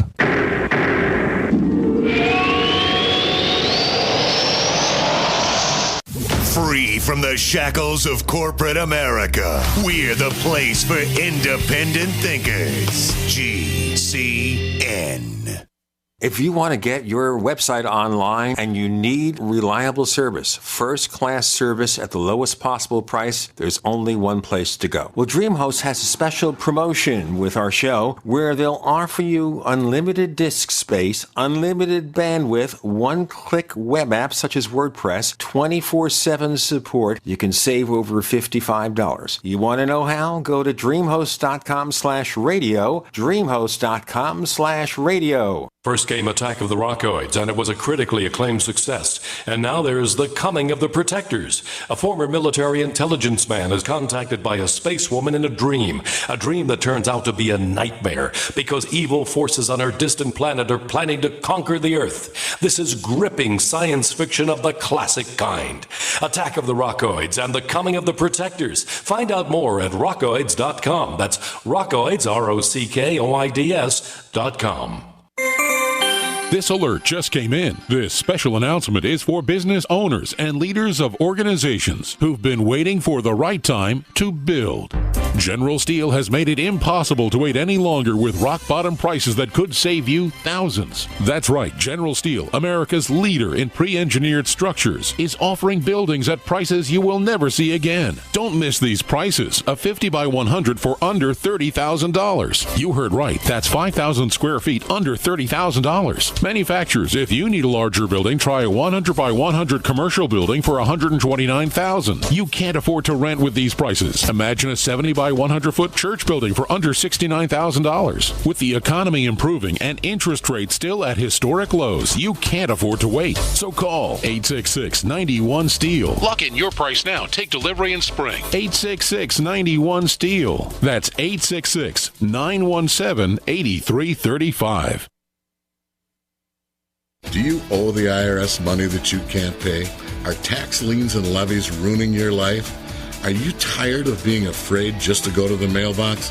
If this describes you, then Dan Pilla can help. Hi, I'm Dan Pilla, and I've been solving tax problems for more than 30 years. In fact, I wrote the book that made it possible to negotiate settlements with the IRS, and I've helped thousands of people do exactly that. Call now at 800-346-6829 to learn how I can help you. You know your IRS debt will not go away by itself, but you don't have to live in fear anymore. New changes to IRS policies will help more people than ever before eliminate their debts once and for all. There's no need for you to suffer another day with IRS debt. Call 800-346-6829. I can help you eliminate wage and bank levies, release tax liens, and negotiate a settlement with the IRS that will put your tax nightmare behind you forever. Call 800-34-NO-TAX or go to my website, taxhelponline.com. That's taxhelponline.com. Ouch! My back is out again. Hi, Dr. Ortman with Wellspring Spinal Care. If you're experiencing neck, mid, or lower back pain, this information is for you. One of the complaints that I hear is patients receive their typical adjustment, only having to repeat them as the pain returns. Putting the bones back in place is only half of the battle. At Wellspring Spinal Care, we have the entire solution. We use the NUCA approach, utilizing three-dimensional x-rays and gentle touch technology to deliver specific correction. We then design a custom nutritional supplement program which provides essential nutrients targeting the areas of concern. With a NUCA approach and proper nutrition, you'll be on your way to a faster and more permanent recovery. To get you on the road to wellness, visit drortman.com. That's drortman.com. Or call us today, 952-303-9124. That's 952-303-9124. Wellspring Spinal Care, chiropractic done right.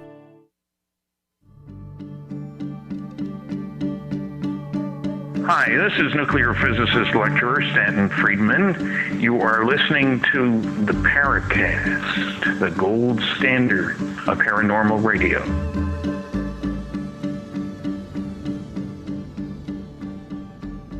JC Johnson joins Gene and Chris. We do have questions from our audience who posted at forum.theparacast.com in the question bank. We won't be able to get to all of them. But Chris, you got one or two? Well, here's one. I'm not sure what to make of it, but this comes from Jeff Davis, who's become one of our most active posters at forum.theparacast.com. And he asked you, JC, do you believe that Bigfoot may be the Nephilim referred to in the Bible? If one gives any credence to biblical history, which frankly is beyond questionable in terms that it's substantiated and accurate, but he says it makes sense in a good folkloric sense. So do you think that there's a possible connection between the giants of the Bible and these hairy hominids that have been reported up to 12 and even, taller? 12 many feet? times removed. And I think these are the remnants of the giants of old.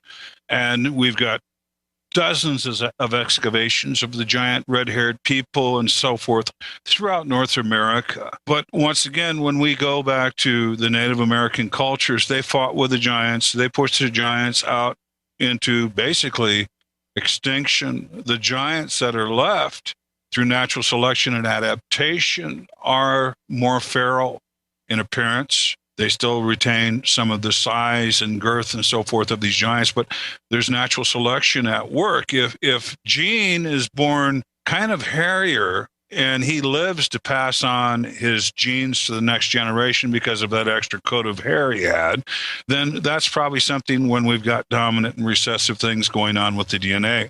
You're going to pass those traits on to the next generation. Just like a long-tailed monkey born on the savannah is going to get run down and eaten by a lion, whereas a long-tailed monkey born in the trees is going to be adept and more survivable in that environment. So that is natural selection at work. We go back to some of the other strange sightings, and it does go back into the antiquities when we read in the book of Joshua and the book of Jubilees.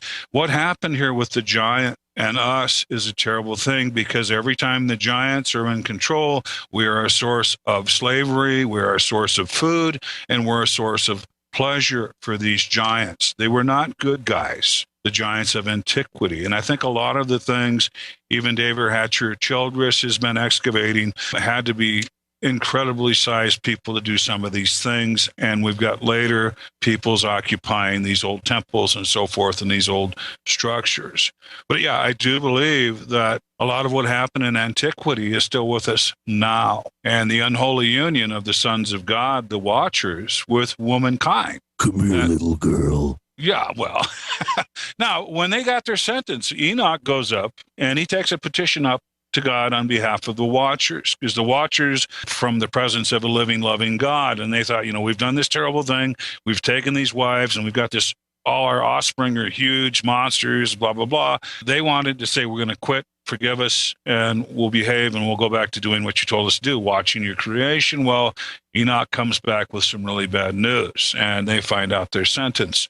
So after they got their sentence, they went on to combine their DNA with fish and fowls and animals. So in a way, in a sense, if we combine angelic DNA with a horse, what are you going to get? A centaur. You combine angelic DNA with a fish, which I believe that with a fish, you're going to get a mermaid. So, I mean, you could look at it in that aspect historically from the old writings, that the DNA, and there was a bunch of DNA manipulation going on, and combined with creation, you got these freaks. That implies some kind of scientific process, and maybe there are aliens amongst us, like some of the UFO researchers claim, and they're doing all sorts of genetic manipulation? Well, I was sitting around the campfire with David Hatcher Childress talking about ancient aliens. I said, that show is spot on. You just need to change some of the nouns and say ancient angelic principalities, and you've nailed it. We have to nail a few more things. Chris, any more questions we can rush out there before we let JC go? Yeah, here's a good one from Oakenwolf, and I don't think I've ever heard JC mention this if it happened to him, but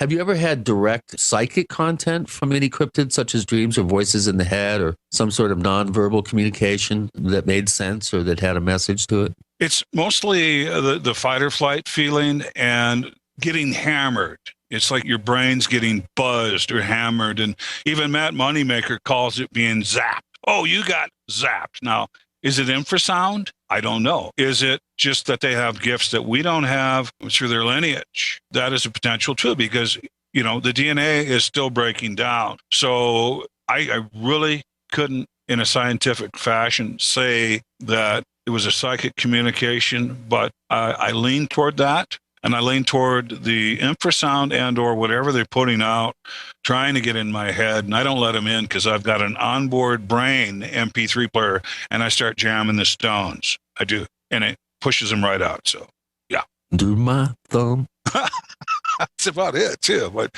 yeah, I've been hammered. I got hammered in Land Between the Lakes from 3 sides, and I could definitely